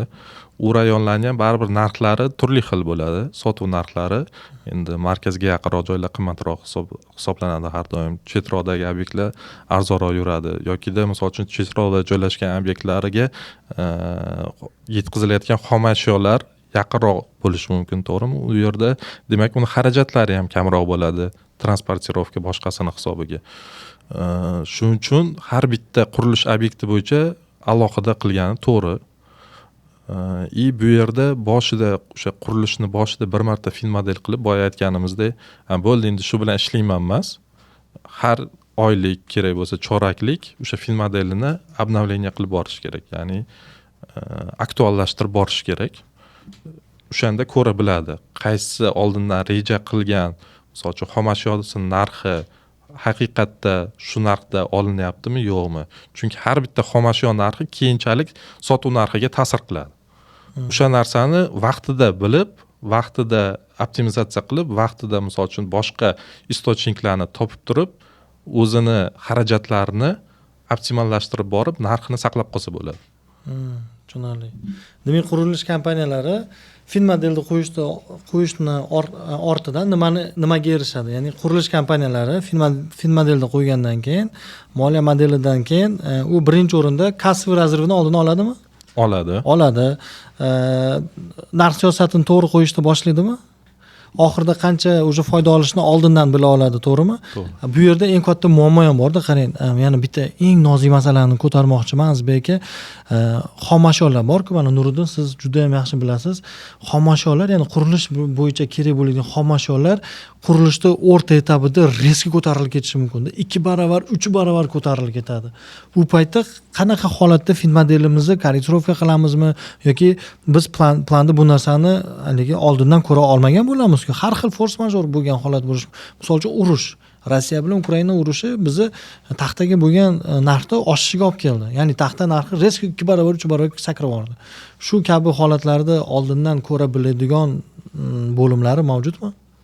Yo'q, endi bu narsani fin modelda oldindan ko'ra bila olmaysiz, lekin shu narsaga misol uchun bo'lib qolishi mumkin bo'lgan turli xil xatarlarga oldindan qanaqadir rezerv shakllantirib borishingiz mumkin. Shu narsani hisobini fin modelda olib yuritib borishingiz mumkin. Turli xil siz aytgandek force major bo'lgan holatlarda men shu rezervdan foydalanaman degan maqsadda o'ziga zaxira yaratib qo'yadigan bo'lsa, keyinchalik misol uchun aytaylik hech qanaqa force major holati bo'lmadi, hammasi ko'ngildagidek o'tdi, unda уже rezerv shunchaki biznes egasining foydasi bo'lib qolaveradi. Misol uchun aytmoqchi bo'lganim, o'sha 10% mi 20% mi foydasi bo'ladigan bo'lsa, hammasini birdaniga shu meni foydam deb hisoblamasdan turib, misol uchun o'sha 7%, 8% qilib turib 2%, 3% ni rezerv shakllantirib boradigan bo'lsa, mana shu siz aytgan force major holatlaridan xavfsizroq chiqib ketib biladi-da. Tushunarli. Unda biznes egasi nima qilish kerak? Birinchi o'rinda narx oshgandan keyin fin modelini aktuallashtirish kerak birinchi etapda, to'g'rimi? Aktuallashtirgandan keyin хотя бы haligi nima deydi, narxini riskga ko'tarilish emas, balki bosqichma bosqich ko'tarish strategiyasini, ya'ni sotuviga ta'sir qilmagan holatda bu narsani tushuntirib va o'zini klientlarga nima uchun narx oshdi degan savolga konkretniy javoblari bilan, chunki mana narsa bo'lgani uchun mana shaffof sistemamizdan kirib ko'rishingiz mumkin degan narsani qo'yishimiz mumkin, to'g'rimi? To'g'ri. Qurilishga o'zi haqiqatdan ham Finmodel juda ham muhim. Sababi qurilish binosini hali tiklamasdan turib bir nechta demak xaridor, как investor sifatida masalan 200 ta odamga sotsa, demak 200 ta odam bo'lib to'lashi ham mumkin-ku, to'g'rimi? Uni bo'lib to'layotgan har oydagi to'lovlarini uchoti, uni kechiktirilishi, misol uchun, to'g'rimi? Qancha miqdorda kechiktiriladi, qancha durud to'lamay qoladi, shularni uchoti ham misol uchun Finmodelda ko'rinadi, to'g'rimi? To'g'ri. O'sha aytganimizdek pul oqimlarida bu narsani hisobga olib borib, aytganingizdek doim aktuallashtirib borib, keyinchalik misol uchun yig'ilgan o'sha tarixga asoslanib, keyingi misol uchun keladigan 100 ta investordan qanaqa qilib pul yig'ib olaman, qancha vaqt ketadi degan narsalarga o'ziga savollarga javob topa biladi. Masalan, xo'p, qurilish kompaniyalari shu Finmodelni yo'lga qo'ydi va unda misol uchun qilayotgan xarajatlari ham turibdi deylik. Ularni ko'rib turib, xo'p, nimaga erishadi u? Misol uchun u xarajatlar baribir kelajak deyapmiz-ku, kelajakda uni o'zgarishi mumkin yoki oshishi mumkin. U nimaga erishadi masalan bu narsani qilgani bilanda? Endi mana qarang, xarajatlarni optimallashtirish yo'li dedik-ku, boya yo'lini qilsa bo'ladi dedik. Oddiy misol uchun call center miqyosida qaraydigan bo'lsak, barcha qurilish tashkilotlarida deyarli hammasida call center bor, to'g'rimi? Misol uchun 10 ta operator o'tiradi. Ularni oyligi misol uchun oldindan o'rtacha ish haqidan kelib chiqib turib hisoblanadi, boshqa qilinadi. Finmodelda ko'rsatiladi call centerga qilinayotgan xarajatni. Bugungi kunda juda ko'plab yechimlar chiqqanda, misol uchun искусственный intellekt orqali juda ko'p avtomatizatsiya qilsa bo'ladi ish prosesslarini. Shu orqali xarajatlarni minimallashtirsa bo'ladi. Ya'ni 10 ta operatorga emas, hop, mana 2 ta operator olib qo'yish, 8 ta operatorning o'rniga qanaqadir искусственный intellekt ishlasin. Bu menga qolgan 8 ta operatorga misol uchun o'rtacha $200, $300 ish haqi berilayotgan bo'lsa, bitta искусственный intellektning podpiskasi qancha? 1 yillik podpiskasi $500-600 chiqsa kerak. Bugungi kunda juda ko'plab instrumentlar bor bu yo'nalishdada.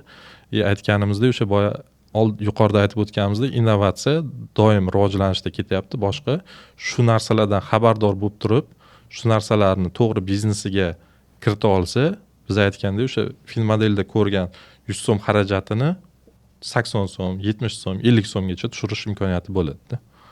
To'g'ri, hamma ishlayotgan traditsion metoddan ketish emas, qanaqadir innovatsiyani kiritish orqali xarajatlarni optimallashtirsa bo'ladi. Bu narsani ham o'sha prognoz orqali Finmodelda как бы обновление qilib ketib turib, ha, bo'ldi, har doim shunaqa ishlayvermayman, bu mana bu narsani ham qilib ko'ray degan narsani amalga oshirsa bo'ladi-da. Biznes egasi shunda o'zini qilgan qarorlari natijasiga ega bo'ladi. Foyda bo'lsa foydaga, yo zararga bo'lsa zararga. Demak, Finmodel har qanday biznes egasini qilayotgan biznesini, misol uchun, har bitta qaror qabul qilishi uchun ko'rsatkichlarni aniq chiqarib beradi, to'g'rimi? Xuddi shunday. Demak, yoki o'sha tarixiy ma'lumotlardan kelib chiqib, demak, kelajakdagi qilishi mumkin bo'lgan har qanday, demak, qarorlarni o'sha raqamlar asosida qilishiga yordam beradigan eng katta instrument bu Finmodel. To'g'ri. Har bitta qarorni qancha pul olib keladi yoki qancha foyda olib keladi, qancha zarar olib keladi, shu narsani ko'rsatib hisoblab berib biladi. Endi Azizbek aka, Ahmadjon, xo'p, shu moliya yo'nalishiga tegishli bo'lgan kadrlarimiz bormi?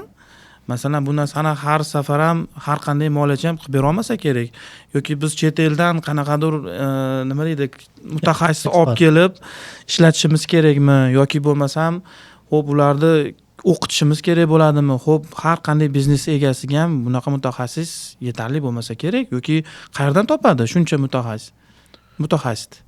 Mutaxassislar bor. Endi boya yuqorida aytib o'tganimizdek, juda katta tashkilotlar, moliyachiga pulni ayamaydigan tashkilotlar ko'pchiligi yaxshi mutaxassislarni o'zi ish bilan band qilib bo'lgan. Bu bozor bizda относительно unaqa uzoq muddat bo'lmaganligini hisobiga yetuk malakali kadrlar yetishmovchiligi bor baribir. bu yo'nalishda qaraydigan bo'lsa, menimcha biznes egasiga eng optimal maqbul yechim bu outsource. Chunki biznes egasiga bitta moliyachi bir oy davomida, misol uchun bir haftalik ish vaqtini oladigan bo'lsak, misol uchun 40 soat deydigan bo'lsak, bitta moliyachi bitta biznesga 40 soat vaqt ajratishi yokida biznes egasi moliyachiga bo'lgan talabi 40 soat bo'lmasligi mumkin. 2 soat, 3 soat, 4 soat, 5 soat vaqti ajratsa, o'zini oldiga qo'ygan savollarga javob topib biladi. Misol uchun bitta moliyachi bunaqa yo'nalishda 3 tasini olib boradigan bo'lsa, ham biznes egasiga ham optimal yechim, boya aytganimizdek xarajatlarni qisqartirish uchun, hamda moliyachiga ham bo'sh bo'lib qolmaslik, to'g'rimi? Har doim ish bilan band bo'lishligini ta'minlab beradi. Menimcha shu o'rinda outsource eng maqbul yechim deb bilaman-da. Outsourcega berishdan asosiy sabab, demak, birinchi o'rinda o'zini xarajatlarini optimizatsiya qilishdan iborat. Ya'ni o'sha hozirgi sredniy bitta moliyachimizning narxi 25 million, 30 milliondan boshlanadi. Sredniy narxi. Haligi o'qishni bitirganlar уже 10 million olishni boshlaganda ular opit yo'q, zеленый kadr deymiz bizda, yashil kadrlar. Yashil kadrlar bular hali opiti yo'q, bironta ishni qilmagan kadrlarga aytamiz biznes tilida. Zеленый kadrlar kelgandan keyin u narsani, muhim narsalarga ishonib topshirish ozgina riskovanный tadbirkor uchun. Уже opiti bor, уже 3-4 ta proyekt ko'tarib qo'ygan yoki ishlab kelgan, yopgan yoki shunaqa opiti bor kadrlar o'rtachasi 25 million, 30 milliondan boshlanadi. Yaxshilari 7 ming, 8 ming dollardan boshlanadi, to'g'rimi? To'g'ri.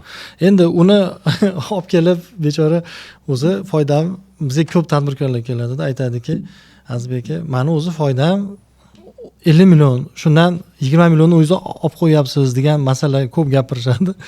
Shuning uchun biz aytamizki, bu tadbirkorlarga, aka, agar foydangiz kam bo'lsa, u biznesdan shug'ullanmang. Ya'ni yaxshiroq biznesdan shug'ullaning, foydasi ko'proq biznesdan shug'ullaning. Chunki sizni biznesingizni rivojlantiradigan eng asosiy instrumentlardan biri, ya'ni eng katta narsa konsalting kompaniyalardagi konsultantlar hisoblanadi. Chunki u konsalting kompaniyada, ya'ni outsource kompaniyalarda ochib olishni o'zi bo'lmaydi. Hozirgi bozor iqtisodiyoti, raqobat bozorida yashab qolish qiyin. Ya'ni mutaxassisingiz kuchlimi? Siz o'sha narsani produktni bozorga olib chiqyapsizmi? Demak, kadrdagi bo'lgan bilim, salohiyat, opit degan narsalarga alohida e'tibor berish kerak. Gap so'z bo'lishi mumkin emas. Siz mana outsourcega boryapsiz, siz bitta backgroundini o'rganib qo'ying. Misol uchun nima? Siz qaysi proyektlar qilgansiz o'zi Finmodel bo'yicha yoki qaysi proyektlarda yurg'izasiz hozirgi kunda degan savol berishingiz kerak. Agar topoviy kompaniyalarda aytadigan bo'lsa va uni qanaqa qilib tashkil qilib berganini tushuntirib bera oladigan bo'lsa, demak u unaqa finanslarda ushlash kerak. Qattiq ushlab turib, ular bilan ishlash kerak. Nima uchun? Birinchi navbatda qimmat finansist 7 ming, 8 ming dollarlik finansistni misol uchun 10 millionga ishlatishi mumkin o'zida. Plus bu optimizatsiya bilan 7 ming, 8 ming dollarlik qiymat ham oladi-da zaodno. To'g'ri. Shunisi eng katta muhim narsa. Endi ikkinchi momenti bor, finansistni olgandan keyin u bitta finansiy struktura bo'lmaydi-da outsource'da. Uni yo'nalishlari bo'ladi. Misol uchun soliq eksperti bo'lishi mumkin, moliyachisi bo'lishi mumkin, uni auditori bo'lishi mumkin. Kompleks usluga bo'ladi. Keldim outsource'ga, ya'ni har xil outsource bor. Haligi men bitta narsa tushunmayman. Outsource'larda rasman outsource qildingizmi, konsalting kompaniya deb o'zingiz e'lon qildingizmi? Bu yo'nalish bo'yicha siz haqiqiy konsultant bo'lishingiz kerak-da.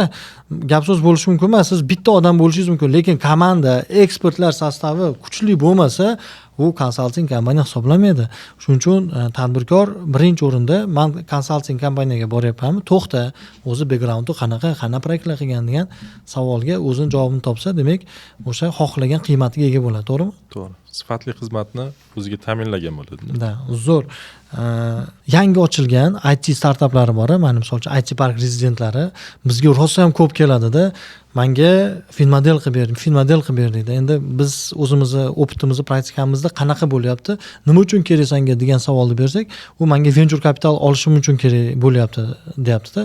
Venture capitalni mana misol uchun bizni ko'rib turgan auditoriyamizga tushuntirib bersangiz, nima uchun o'zi IT startap qilmoqchi bo'lgan odamlar birinchi o'rinda Finmodel qilish kerak bo'ladi. Nima uchun u venture fondlarga ko'rsatish kerak bo'ladi. Shu haqida qisqacha gapirib bersangiz, maqsadga muvofiq bo'ladi. Venture capital bilan shug'ullanayotgan korxonalar yoki investorlar, ular har doim istiqbolli proyektlarni qidirib yuradi. Siz aytganingizdek, startaplar ularni doimiy nazorat ostida. Startapda misol uchun ko'p startaplarda 2-3 ta aytaylik aytishnik bo'ladimi, nomoddiy qanaqadir aktiv yaratayotgan programmist bo'ladimi, ular moliya sohasida yokida o'sha rejalashtirish sohasida, film model qilish sohasida qanaqadir bilim ko'nikmaga ega emas. Ular o'zini produktini kodini yozish kerak, uni takomillashtirish kerak, keyin olib chiqib sotish kerak yoki investitsiya jalb qilish kerak, yana ham takomillashtirish uchun, server olish uchun, kompyuterlar olish uchun, boshqasi uchun yokida o'sha komandani kengaytirish uchun ularga doimiy moliyaviy mablag' kerak, to'g'rimi? Venture capital investorlar, shu venture capital bilan shug'ullanadigan investorlar unaqa istiqbolli proyektlarni qidiradi. Ular misol uchun kelib programmist bilan, aytishnik bilan gaplashganda, uni produktini tushunganda, hop, keyinchalik shu qancha o'zi foyda olib keladi degan savolni qo'yadi. Chunki ularning ham birinchi maqsadi baribir shu korxonani oyoqqa turg'izib, ko'tarib, keyinchalik misol uchun narxini oshgandan keyin yaxshiroq pulga sotish yoki boshqa investorga o'tkazish, shu orqali o'zini foydasini chiqarib olish bo'ladi. Shuning uchun startaplar uchun bu juda muhim hisoblanadi. Chunki o'zini produktini shakllantirish bilan shug'ullansinmi startaper yokida qanaqadir plan hisoblab chiqsinmi, ular uchun bu narsa muhim. Shu orqali ular o'zini og'riqli nuqtasini yopishi mumkinda. Bu yoqda ular yaxshi, misol uchun finansist yollaydigan bo'lsa, u finansist kelajakda shu istiqbolli proyektda ularga qancha foyda olib keladi hisoblab bera biladigan bo'lsa, bu уже venture kapitallar oldida уже qanaqadir tayyor hisob kitobi bor, hisobot bilan chiqa olib biladi. Faqat produktni misol uchun tushuntirib berish, reklama qilish boshqa emas, uni raqamlarda ham qancha kelajakda shu istiqbolli proyektda foyda olib kelishi mumkin. Shu istiqbolli proyektda shu aholida qanday talabni uyg'otib biladi, aholini qaysi og'riqli nuqtasini yopib berib biladi, shu orqali qancha pul mablag'i jalb qilib biladi. Shu narsani ko'rsatib beradigan bo'lsa, misol uchun har bitta venture capital bilan shug'ullanadigan investorlar unaqa proyektlarni qo'ldan chiqarmaydi. Puxta tayyorlangan film model investorni ishontirib biladi. Azbek aka, mana startaplarga nima uchun venture capital kerakligini aytib o'tdingizda, misol uchun Zo'r TVda taqdimot degan ko'rsatuv bor. Hammamiz qiziqib ko'raman, men ham o'zim addushi maza qilib ko'raman. Haqiqatan ham zo'r narsani olib chiqishgan. Undan keyin mana boshqa ko'rsatuvlar ham uni orqasidan уже ko'payishni boshladi. Investorlarda savollari bor-da o'zini. Xo'p deydi, hozirgi proyektingizda deydi, misol uchun birinchi o'rinda adekvatniy narxni qidirishadi. Katta narx ularga kerak emas. Misol 400 ming, 500 ming dollarga men 10% sotaman deb yo'q proyektini olib chiqadiganlar bor-da. Investor qalerida uni hisob kitobi yo'q, film modelini o'rganmagan, hech qanaqa qilmaydi. Bu hozir 400 ming dollarga sotib olgan narsasini erta 4 million dollarga sota olmaydi hech qachon.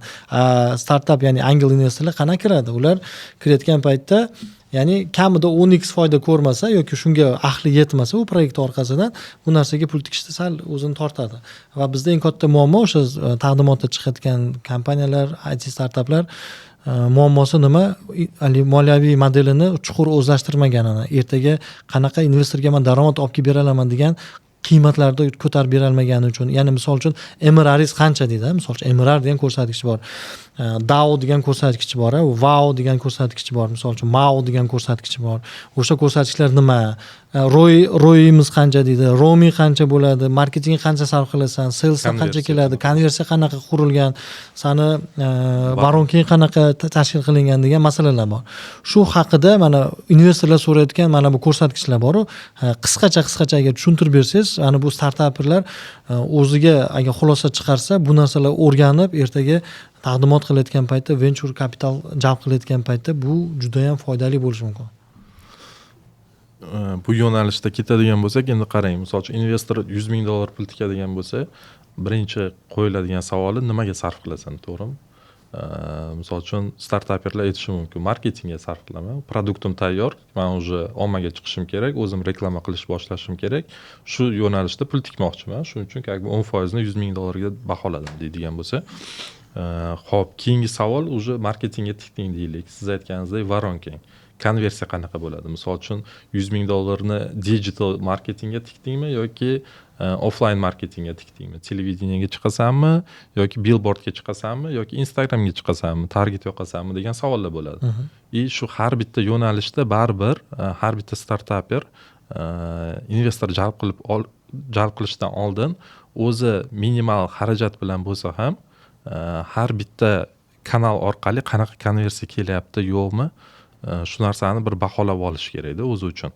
Ya'ni o'sha $100,000 tikib baholash emas, misol uchun $1,000 tikib turib, qaysi kanal effektivniroq konversiyani shakllantirib beryapti degan savolga o'zi ham javob topib olish kerakda oldin. Shu orqali misol uchun bugungi kunda digital kanal juda ko'p konversiya olib kelyapti, to'g'rimi? Bilib oladigan bo'lsa, shu narsasini modellashtirish orqali $100,000 tikkanimda, misol uchun 10,000 ta foydalanuvchini jalb qilib bilaman. 10,000 ta foydalanuvchi misol uchun $10 programmamni sotib olganda yoki oylik podpiska to'laganda, men shuncha vaqt oralig'ida shuncha foyda qilib bilaman degan narsani aytib bera oladi-da. Endi siz aytgan o'sha MAU ko'rsatkichlari, MAU o'zi monthly active users, ya'ni bir oyda shu turli xil ilovadan, bitta ilovadan qancha foydalanuvchi foydalandi. Endi u ko'rsatkichni misol uchun haftalik hisoblash mumkin, o'sha WOW deganiz weekly active users yoki kunlik hisoblash mumkin. Ilovalarni qanchalik ko'p foydalanuvchisi bo'ladigan bo'lsa, ya'ni o'sha MAUsi qanchalik yuqori bo'ladigan bo'lsa, ilovani qiymati ham shunchalik oshib boraveradi. Chunki keyinchalik misol uchun u yerda o'sha startaperlar o'zi ham qanaqadir reklama olib chiqishi mumkin, to'g'rimi? Ilovasida misol uchun kirib kuniga 1000 ta odam foydalanadigan ilovaga reklama olib chiqqandan ko'ra, misol uchun kuniga 10,000 ta foydalanuvchi foydalanadigan ilovaga reklama olib chiqish narxi qimmatroq yuradi baribir. Shu orqali ham o'zini hisob kitobi bilan qanchalik tez misol uchun o'sha безубыточный точкаga chiqadi, qachon foydaga chiqish boshlaydi, shu narsalarni hisoblasa bo'ladi. Demak, u investorlar berayotgan savollari bu o'rinli. Bu yerdagi startaplarni bu narsa smushatani haligi nima deydi, o'ylantirmaslik kerakda. Demak, u investor birinchi o'rinda startapingizni olib chiqyapsizmi? IT startapermisiz? Demak, sizga nimalar kerak? Bizga birinchi o'rinda angel investorga, ya'ni venture capital beradigan shaxslarga qiymat olib chiqishimiz kerak. Haqiqatan ham u bizga pulimizga tikadigan bo'lsa, ertaga 10x qiymatni olishiga biz isbotlab berishimiz kerak. Nimalar bilan? Raqamlar bilan. Raqamlar qayerdan oladi? Fin modeldan oladi yoki boshqacha raqamlar ham olishi mumkin. Faqat fin model. Men ko'rayotgan narsa fin model. Endi u yerda ham prosta fin modelda ham boya aytdik-ku, kirayotgan ma'lumot aniq, shaffof bo'lishi kerak. Yoki через метод ошибок prop deydi. Ya'ni o'sha aytganimizdek $1,000, $2,000 tikib turib, o'sha raqamlari o'zi hayotda to'g'ri keladimi yo'qmi fin modelda ishlatayotgan raqamlari. Gipotezalarni test qilib chiqish kerak. Gipotezalarni test qilib chiqish kerak bo'ladi. Bitta savol bor, mana misol uchun moliya sohasiga tegishli bu ham, ya'ni transformatsiya degan so'z bor, moliyada juda ham ko'p ishlatiladi. Ayniqsa bu hozirgi paytda investorlar kirib kelyapti-ku O'zbekistonga. Juda ham ko'p investorlar oqib kelyapti, chunki muhit yaxshilangan. O'rta Osiyoda hozir как жемчужина bo'lib turibdi, ya'ni brilliant bo'lib turibdi O'zbekiston. Nima uchun? Chunki investitsiyani salohiyati katta bo'lib ketayotgani uchun bu narsa bo'lyapti.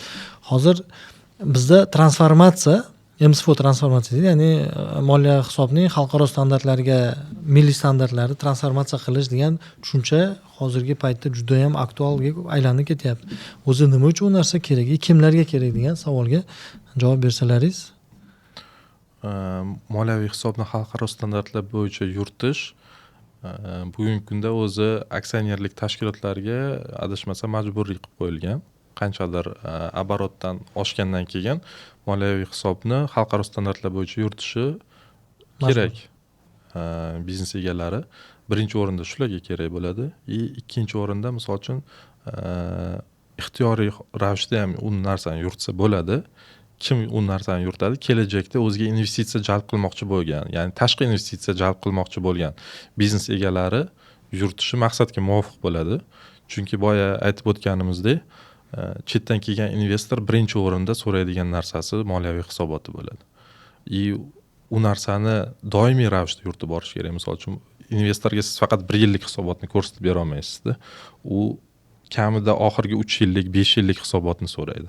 U hisobotni so'ragandan tashqari hop u hisobot tuzib chiqdingiz, u hisobotning to'g'ri tuzilganligini menga endi isbotlab ber degan savolni qo'yadi, to'g'rimi? Uning uchun nima qilish kerak biznes egasi? Uning uchun tashqi auditdan o'tkazib borish kerak moliyaviy hisobotni. Endi tashqi auditdan kimlar o'tkazadi deydigan savol tug'ilib qoladi. Tashqi auditdan, misol uchun, chetdan keladigan investorlar Big Four kompaniyalari deydi. Asosan ularni xulosasiga ishonadi ular. O'shalar orqali misol uchun audit xizmatidan foydalanadigan bo'lsa, biznes egalari ertaga jalb qilmoqchi bo'lgan investitsiyasini olib kelishi osonroq kechadi. Investor kelgandan keyin u ishni boshlaydigan bo'lsa, u kamida yana 1 yil 2 yil vaqt talab qilib qoladi yoki eng kamida misol uchun borib turib o'sha Big Fourdan bittasiga murojaat qiladigan bo'lsa, kamida 3 oy, 4 oy, 5 oy, 6 oy ular audit faoliyatini amalga oshiradi. Big Four juda ham qimmat-ku aka. To'g'ri. Endi bu yoqda o'sha zamknutый kruг bo'lib qolgan bugungi kunda. Misol uchun o'rta hol biznes egalari deydigan bo'lsak, ular Big Fourni chaqirib o'zini auditdan o'tkazishi ularni cho'ntagiga sal og'irlik qilishi mumkin. Katta biznes egalariga bu narsa как бы ularni sredniy cheki boshqasi uncha sezilmasligi mumkin, lekin aytganimizdek, o'rta biznesda yurganlar u narsani o'ziga позволять qila olmaydi. Bizda misol uchun Big Four deganingizga esimga tushib ketdi. Mavzudan ozgina chetlanish. Bizda Big Four tekshirgan bitta kompaniya bor edi, ya'ni bank. Bankni biz borib tekshirgan paytimizda Big Four ko'rmagan, ya'ni uchastkalarni ko'rib chiqdik-da, как soliq eksperti sifatida kirdik. Uni tekshirdik, ya'ni soliqqa topshirgan hisobotlarni, moliyaviy hisobotlarni tekshirgan paytimizda bankda, juda katta bankda lьготаdan foydalanmagan holatlari bor ekan. Buni ko'rib chiqdik yoki oddiy narsa, misol uchun noto'g'ri lьготаdan qo'llagan narsani riskini yozib ketmagan holatlari bor ekan. Bu 10 milliard, 15 milliard kamida minimalisi, katta 80 milliard atrofida zarar olib kelishi mumkin edi agar o'sha riskni vaqtida to'g'rilab qo'ymaganda. Oddiy yuridik dokumentlar orqasidan bo'lyapti-da bu narsa. Shuning uchun biz qanchalik Big Four'da xulosasi 100%, misol uchun men o'zim soliq eksperti, moliya sohasida ekspert hisoblanganim uchun bu narsani ko'rib turib hayron qoldim-da. Nima uchun Big Four kompaniyalari mana bankni tekshirgan paytda yoki boshqa kompaniyani tekshirayotgan paytda shunaqa допущениялari bo'lishi mumkin. Chunki birinchi siz aytyapsiz, ular reputatsiya zo'r, o'shaning uchun investorlar ishonadi degan narsa bor bo'lishi mumkin yoki kadrlar siyosatida ularda muammo bo'lishi mumkin yoki men o'ylayotgan narsa узкий profilda uncha kuchli bo'lmasligi mumkin. Qaysi biri deb o'ylaysiz aka? Nimaga unaqa допущениялар bo'ladi Big Four? Mana asosan KPMG da ishlagansiz, auditor bo'lib ishlagansiz. Shu holatlarda sizlardan bo'lganmi? Nima uchun unaqa допущениялар bo'lyapti? Endi qarang, siz bu yoqda klientning zaprosidan ham kelib chiqish kerak-da. Misol uchun siz u tekshirgan korxonangiz yoki tashkilotingizni как soliqchi sifatida yollanib tekshirgan bo'lishingiz mumkin, to'g'rimi? Big Four kompaniyalari misol uchun moliyaviy hisobotni, ya'ni o'sha aytganimizdek, moliyaviy hisobotni xalqaro standartlari asosida qanchalik to'g'ri tuzilganmi, tuzilmaganmi yoki o'sha yerda ko'rsatilayotgan ma'lumotlar haqiqatga to'g'ri keladimi, yo'qmi? Shu narsani tekshiradi. Bu bir. Ikkinchi narsasi, 3 oy, 4 oy, 5 oy vaqt oralig'ida siz aytgandagi ichigacha kirib chiqib har bitta ikir-chikirigacha o'rganish bu ilojsiz narsa hisoblanadi. Shuning uchun har bitta xalqaro auditorlik tashkiloti klientni tekshirishdan oldin o'ziga materialность degan narsani belgilab oladi. Ya'ni klientning obyomidan kelib chiqadi-da, misol uchun aytaylik, $10,000 kichkina bo'lgan summani men уже ko'rib o'tirmayman degan narsani o'ziga belgilab oladi. Nimagaki? Chunki $10,000 kichkina bo'lgan summada qilingan xatolik biznesning faoliyatiga hech qanaqa ta'sir qilmaydi. U biznesga sezilmaydi degan narsani o'ziga oldiga qo'yib oladi. Auditor standartlari bo'yicha shunaqa olib boriladi. Chunki aytganimizdek har bitta $1 $2 $3 tekshiradigan bo'lsa, u audit tekshiruvi hech qachon yakuniga yetmaydi. Nimaga unaqa допущениялар, xatoliklar bo'lyapti? U nimadan dalolat beradi? Endi siz topgan, misol uchun, siz topgan xatolik soliq tomonlama bo'ladigan bo'lsa, misol uchun ular tekshiradigan narsasi nima? Foydasi to'g'ri hisoblanganmi, zararlari to'g'ri aks ettirilganmi shu bilan hisob foydasi to'g'ri hisoblanganmi, to'g'ri hisoblangan, qo'llanayotgan misol uchun o'sha ligotalari boshqasi ko'rib chiqadida, o'sha stavkani qo'llaganda to'g'ri soliq to'lanyaptimi yo'qmi degan savolni ko'radi ular.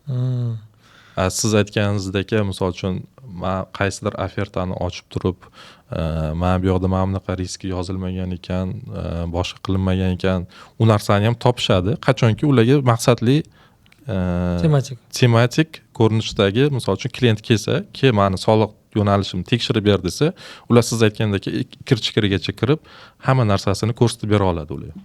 Tushunarli. Hozir mana misol uchun banklar Big Four'ni o'tkazish majbur, to'g'rimi?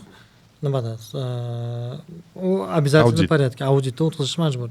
Endi banklarga qaraydigan bo'lsak yoki katta moliyaviy institutlarga qaraydigan bo'lsak, ular nima qiladi? Bankdan o'tkazgandan keyin bularda mana bu biz topgan soliq risklarini banklarda, chunki biz o'zimiz ham CBC bankda ishlab chiqqanmiz, u yerda ko'rganmiz masalalarni qanaqa nima bo'lgan, xalqaro opitda ko'rganmiz, boshqa narsani ko'rganmiz. Biz o'zimiz Davlat soliq qo'mitasida ishlaganimiz uchun ham bir-birini sinxronizatsiya qilib turib, qanchalik bu to'g'ri ishlayapti, qanchalik noto'g'ri ishlayaptini tushunamiz bank sohasini. Endi demak bank sohasida xuddi shunaqa specialistlar har bitta Big Four'da bormi yoki yo'qmi degan masala yotibdi. Ya'ni kadroviy muammo hamma joyda bor. O'zbekistonda Big Four bo'ladimi yoki boshqa konsalting kompaniyasi bo'ladimi? Bizning kompaniyada ham xuddi shu muammo bor. Bizga qanchalik ko'p ekspertlarimiz bo'lsa, shunchalik bizning kompaniyamiz rivojlanib boradi degan masala turibdi. Endi banklar o'sha tematik yo'nalishda Big Four'dan sotib olish kerak bo'ladigan bo'lsa, shunaqa maqsad qo'yilgan bo'lsa, Big Four bu narsani topib beradi, to'g'rimi? Lekin ikkinchi tomoni bor.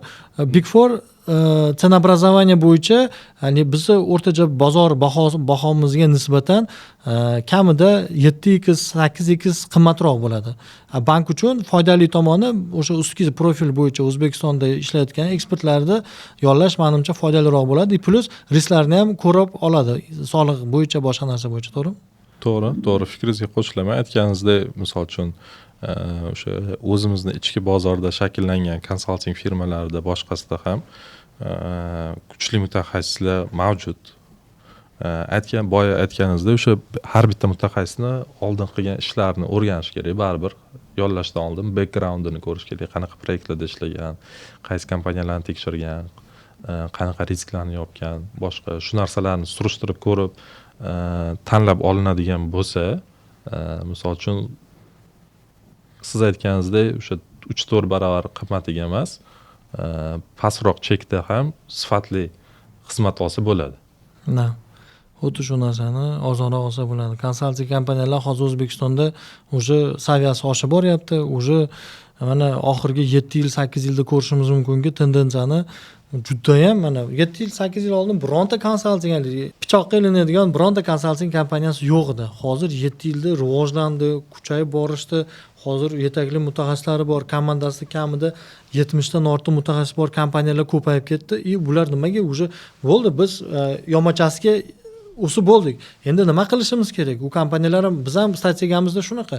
Biz endi enimachasi o'sib bo'ldik. Endi tepaga qarab o'sishimiz. Tepa nima degani esa expertlik, opit, background va reputatsiya. Mana shu to'rala narsani o'sha tepaga olib chiqishning vaqti keldi. Bu narsani hamma konsalting, o'zini hurmat qiladigan konsalting kompaniyalar shu narsaga qarab ketyapti. Yangi ochilgan konsalting kompaniyalar tushunamiz, bularga hozir opit kerak, bularga hozir firmalar kerak, bular xato qilish kerak, xatoni orqasidan o'rganadi, boshqa narsa qiladi va hokazo va hokazo. Lekin o'sha katta bo'lgan kompaniyalar, xodimlari ko'p, filiallari, misol uchun O'zbekistonda 3 tadan ko'p bo'lgan kompaniyalar mavjud. Shularda o'sha ishlatsa, banklar ham, boshqa moliya institutlari ham bemalol ularga murojaat qilib, o'ziga qo'yilgan muammolarga yechim topa oladi deb O'zbekistonda o'zini kompaniyasini ochgan chet el investitsiyasi bor kompaniyalarda barchasi demak transformatsiya qiladi, to'g'rimi? To'g'ri. Transformatsiya qiladi yoki birdaniga o'sha xalqaro standartlarga asoslanib buxgalteriyasini yuritish boshlaydi, moliyaviy hisobini yuritish boshlaydi-da. Ularga u narsa nima uchun kerak? Siz aytganingizdek, o'sha chet ellik investor bormi, u baribir talab qilish boshlaydi-da. Ertami kechmi. To'g'ri. Bizda ham misol uchun bizga kelgan klientlarimiz bor. Mana oddiy hamma sevimli nima tanovul qiladigan Vendis kompaniyasi bor. Vendis shu mirovoy amerikani kompaniyasi. Biz ham misol uchun ular u kompaniya uchun transformatsiyasini qilib berganmizda, ya'ni xalqaro standartga qilib o'tkazib berganmiz. Keyin ular o'zlariga shtatga olishdi. Mana misol qimmat deyapmiz, mana juda qimmatga moliyachini olib turib, hozir ular davom ettirib ketyapti. Birinchi etapda biz o'zimiz qilib berganmiz transformatsiyani. Bu nimani davlat beradi? Demak, chet ellik investitsiyasi bor kompaniyalar, demak, transformatsiya qilish kerak. U o'zi chet el investorda o'zi birinchi o'rindagi talabi hisoblanadi. Ras shunaqa kompaniyangiz bormi? Murojaat qilsa, bemalol biz qilib bera olamiz. To'g'rimi, Nuriddin? Xuddi shunaqa. Bizni agentlik hozirgi kunda transformatsiyani qilish bo'yicha juda ham aktivniy ishlar olib borgan. Bu bo'yicha biz optimizatsiya qildik. Kerakli o'sha mutaxassislarni tayyorgarligi bo'yicha ham ishlaganmiz va biz tayyormiz. Har qanday xalqaro kompaniya bo'ladimi yoki bo'lmasam transformatsiya qilish kerak bo'lgan har qanday biznesda biz o'sha tez muddatda bu narsani qilib berishni hozir yo'lga qo'yganmiz.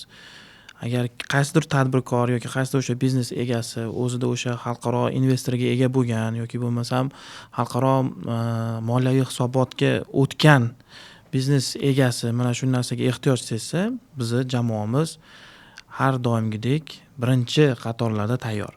Aslida qarang, mana hozirgi kunda sun'iy intellekt ham juda ham rivojlanib ketdi. Mana bu hozirgi moliyaviy hisobotlarda, masalan, fin model deyapmiz. Mana shu narsalarni yuritishda, biznes xohlayotgan ko'rsatkichlarga erishishda mana bu sun'iy intellekt ham yordam bera oladimi? Qanchalik buni roli bor? Bu narsa balki o'sha kadrdan ko'ra, inson omilidan ko'ra shu sun'iy intellekt qo'ygan afzalroqdir. Nima deb o'ylaysiz? Endi bu narsani qarang, har bitta ishni o'zini mutaxassis qilgani yaxshi, to'g'rimi? Misol uchun chumchuq so'ysa ham qassob so'ysin deydi. Sun'iy intellekt qassob bo'ladimi? Sun'iy intellekt qassob bo'la olmaydi. Qassobni pichog'i bo'lishi mumkin, to'g'rimi? Lekin u pichoqni charxlash kerak. Misol uchun har doim o'tkirligini olib borish kerak. Bu narsani misol uchun moliyachi bo'lmagan shaxs sun'iy intellektga qanaqadir moliya sohasi bo'yicha zadacha berib, u chiqarib bergan ma'lumot qanchalik to'g'ri, noto'g'riligini tekshirib bilmaydi. Bu yaxshi instrument bo'lishi mumkin, to'g'ri insonning qo'lida, ya'ni o'sha o'zini mutaxassisini qo'lida vaqtini tezlashtirish uchun, ishini tezroq bitirish uchun instrument bo'la oladi. Lekin moliyachi bo'lmagan shaxs, mutaxassis sun'iy intellektga qanaqadir fin modelni qilib ber, mana bu narsalarni chiqarib ber desa, u narsa chiqarib bergan narsasi qanchalik to'g'ri, noto'g'riligini ham baholab bilmaydi-da. Общий savolga общий javob beradi, to'g'rimi? Общий savolga общий javob beradi. Demak, mutaxassis to'g'ri prompt berishni biladi, o'sha ustki zadachani to'g'ri berib biladi, chiqarib bergan natijasini tekshirib ham biladi-da. Bu aytganimda o'sha moliyachini vaqtini tezlashtirish uchun, ishini osonlashtirish uchun yaxshi instrument bo'lishi mumkin. Lekin biznes egasi qiyin deb o'ylayman. O'zi agar moliya sohasida qanaqadir mutaxassisligi bo'lmagan bo'lsa, u narsadan foydalanib o'ziga qanaqadir plan, biznes reja yoki o'sha fin model tayyorlab olishi qiyin deb o'ylayman. Tayyorlab olib bunga amal qiladigan bo'lsa, mana oddiy narsada men bitta narsaga juda hayron qolaman. Mana tadbirkorlar, biznes egalari yoki sizlar ham test qilib ko'rishingiz mumkin. Biz nima ChatGPT yoki mana undan ham kuchlirog'i chiqdi. Misol uchun har xil искусственный Gemini bor, misol uchun yana oxirgisi nima edi? Cloud AI chiqdi. O'sha Cloud AI deyshadi. Cloud AI chiqdi. Shularga misol uchun savol yozadigan bo'lsangiz-da, sizni eshitishingizni, haligi xohishingizni katta bo'lgan javoblar beradi-da. Misol uchun savol qaysi tarafga qarab olgan bo'lsa, o'sha tarafga qarab javob beradi. Siz eshitmoqchi bo'lgan narsani javobini qilib qaytarib beradi-da. Lekin siz eshitmoqchi bo'lmagan narsalarni javobini faqat kimdan olasiz? Mutaxassisdan olasiz. Sun'iy intellekt mutaxassis o'rnini bosishi yaqin 5-10 yillikda menimcha hali u darajaga yeta olmasa kerak. U instrument. Misol uchun SMMning qo'lida zo'r instrument, moliyachini qo'lida zo'r instrument, dizayner qo'lida zo'r instrument, programmist qo'lida zo'r instrument. Lekin siz programmist bo'lmasdan turib, menga mana shuni kodini yozib ber, men shuni prilojeniyga qilaman deb turib, bitta qo'ysangiz приложение ishlashi mumkin.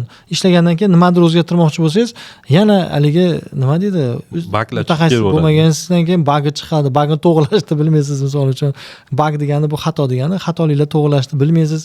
U mutaxassis bo'lmaganingizdan keyin bu yo'nalishda ozgina sizga, ya'ni bu sohani bilmagan odamga noto'g'ri informatsiyalar orqali noto'g'ri qarorlar qabul qilishga olib keladi. Noto'g'ri qarorlar esa birinchidan o'zini umrini sarfiga va pulini yo'qotishga olib keladi, to'g'rimi? To'g'ri. Biznesda finansist bu biznes egasi uchun ortiqcha rasxod emas, yoki buxgalterga qilayotgan rasxodini ustiga yana bitta mutaxassisni jalb qilish emas, balki uni o'sha biznesini keyingi kunlar uchun, kelajagi uchun har bitta raqamlarni chiqarib berib, har bitta yo'nalishni raqamlashtirishi va uni nazorat qilishi va to'g'ri qarorlar qabul qilishida yordam beradigan eng katta instrument. O'z vaqtida to'g'ri qarorlar qabul. O'z vaqtida qilishi uchun.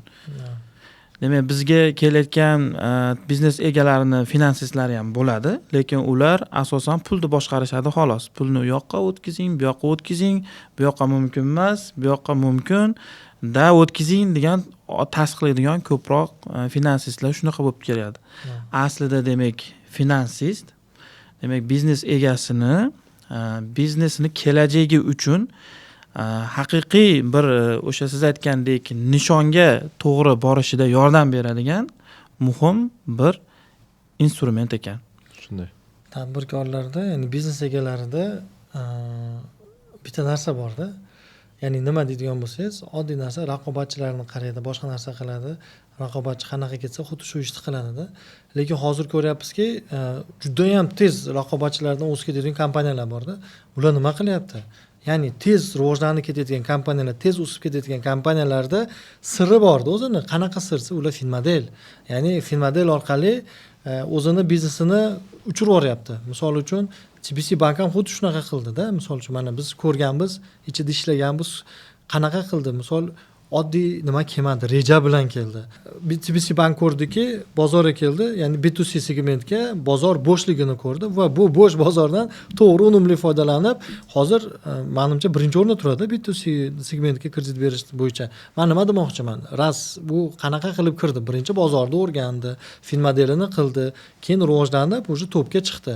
U eng katta instrumenti boshqalarga nisbatan ozgina tezroq berishni boshladi yoki nimaroq qilishni boshladi, qulayroq qilishni boshladi va uni biznesi uchib ketdi. Misol uchun bank hisobida qaraydigan bo'lsak, boshqa tadbirkorlik sohasi bor, subyektlari bor. Ras siz tadbirkormisiz, ras siz biznes egasimisiz, sizni raqobatchilaringiz sizdan o'sib ketishini ko'ryapsiz, lekin qanaqa qilib qilishni tushunmayapsizmi? Demak, bu yerda bitta sir bor. Nima deydigan bo'lsangiz, bu finmodel. Bu finmodelini qilgan, risklarini to'g'ri baholagan, ertaga cashflow'ini, ya'ni kassaviy razrlarini to'g'rilagan va u uchishda, ya'ni sizdan tezroq yurishni boshlayapti.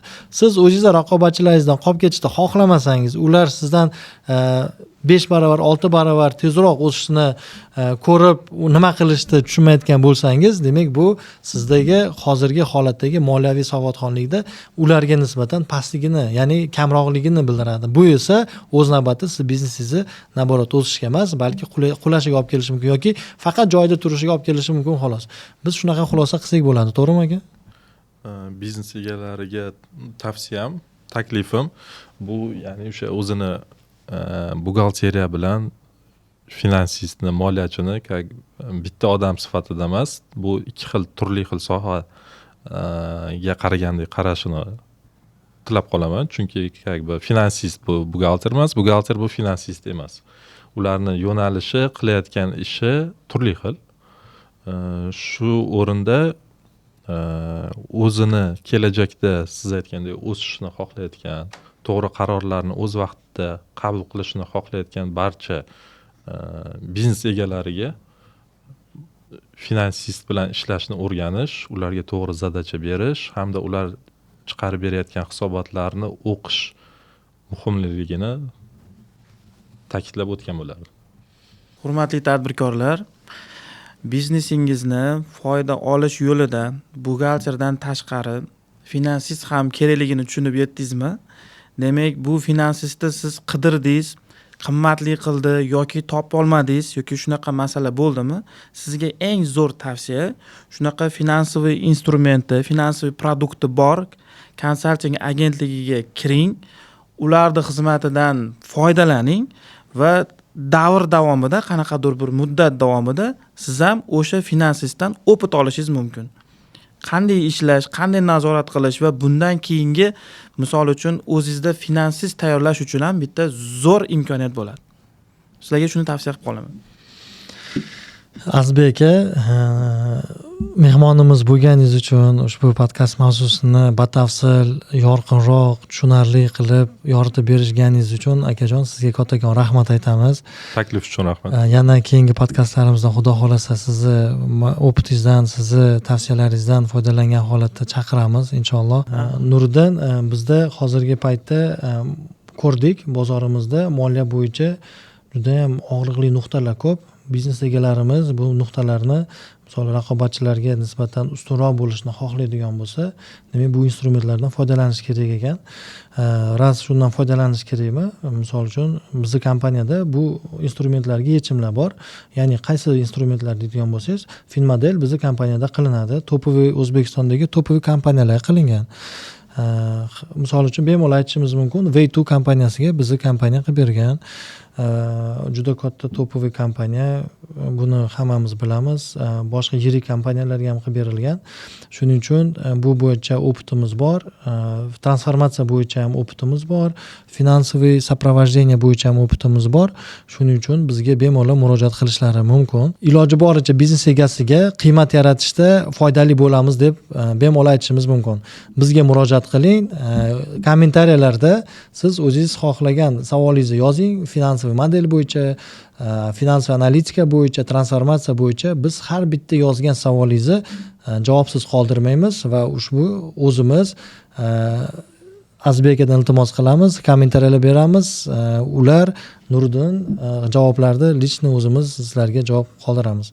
Undan tashqari biznes egalarida o'zini moliya mutaxassisi bor, buxgalteriyasi bor, hamma protsesslarni qo'ygan tadbirkorlar ham bor.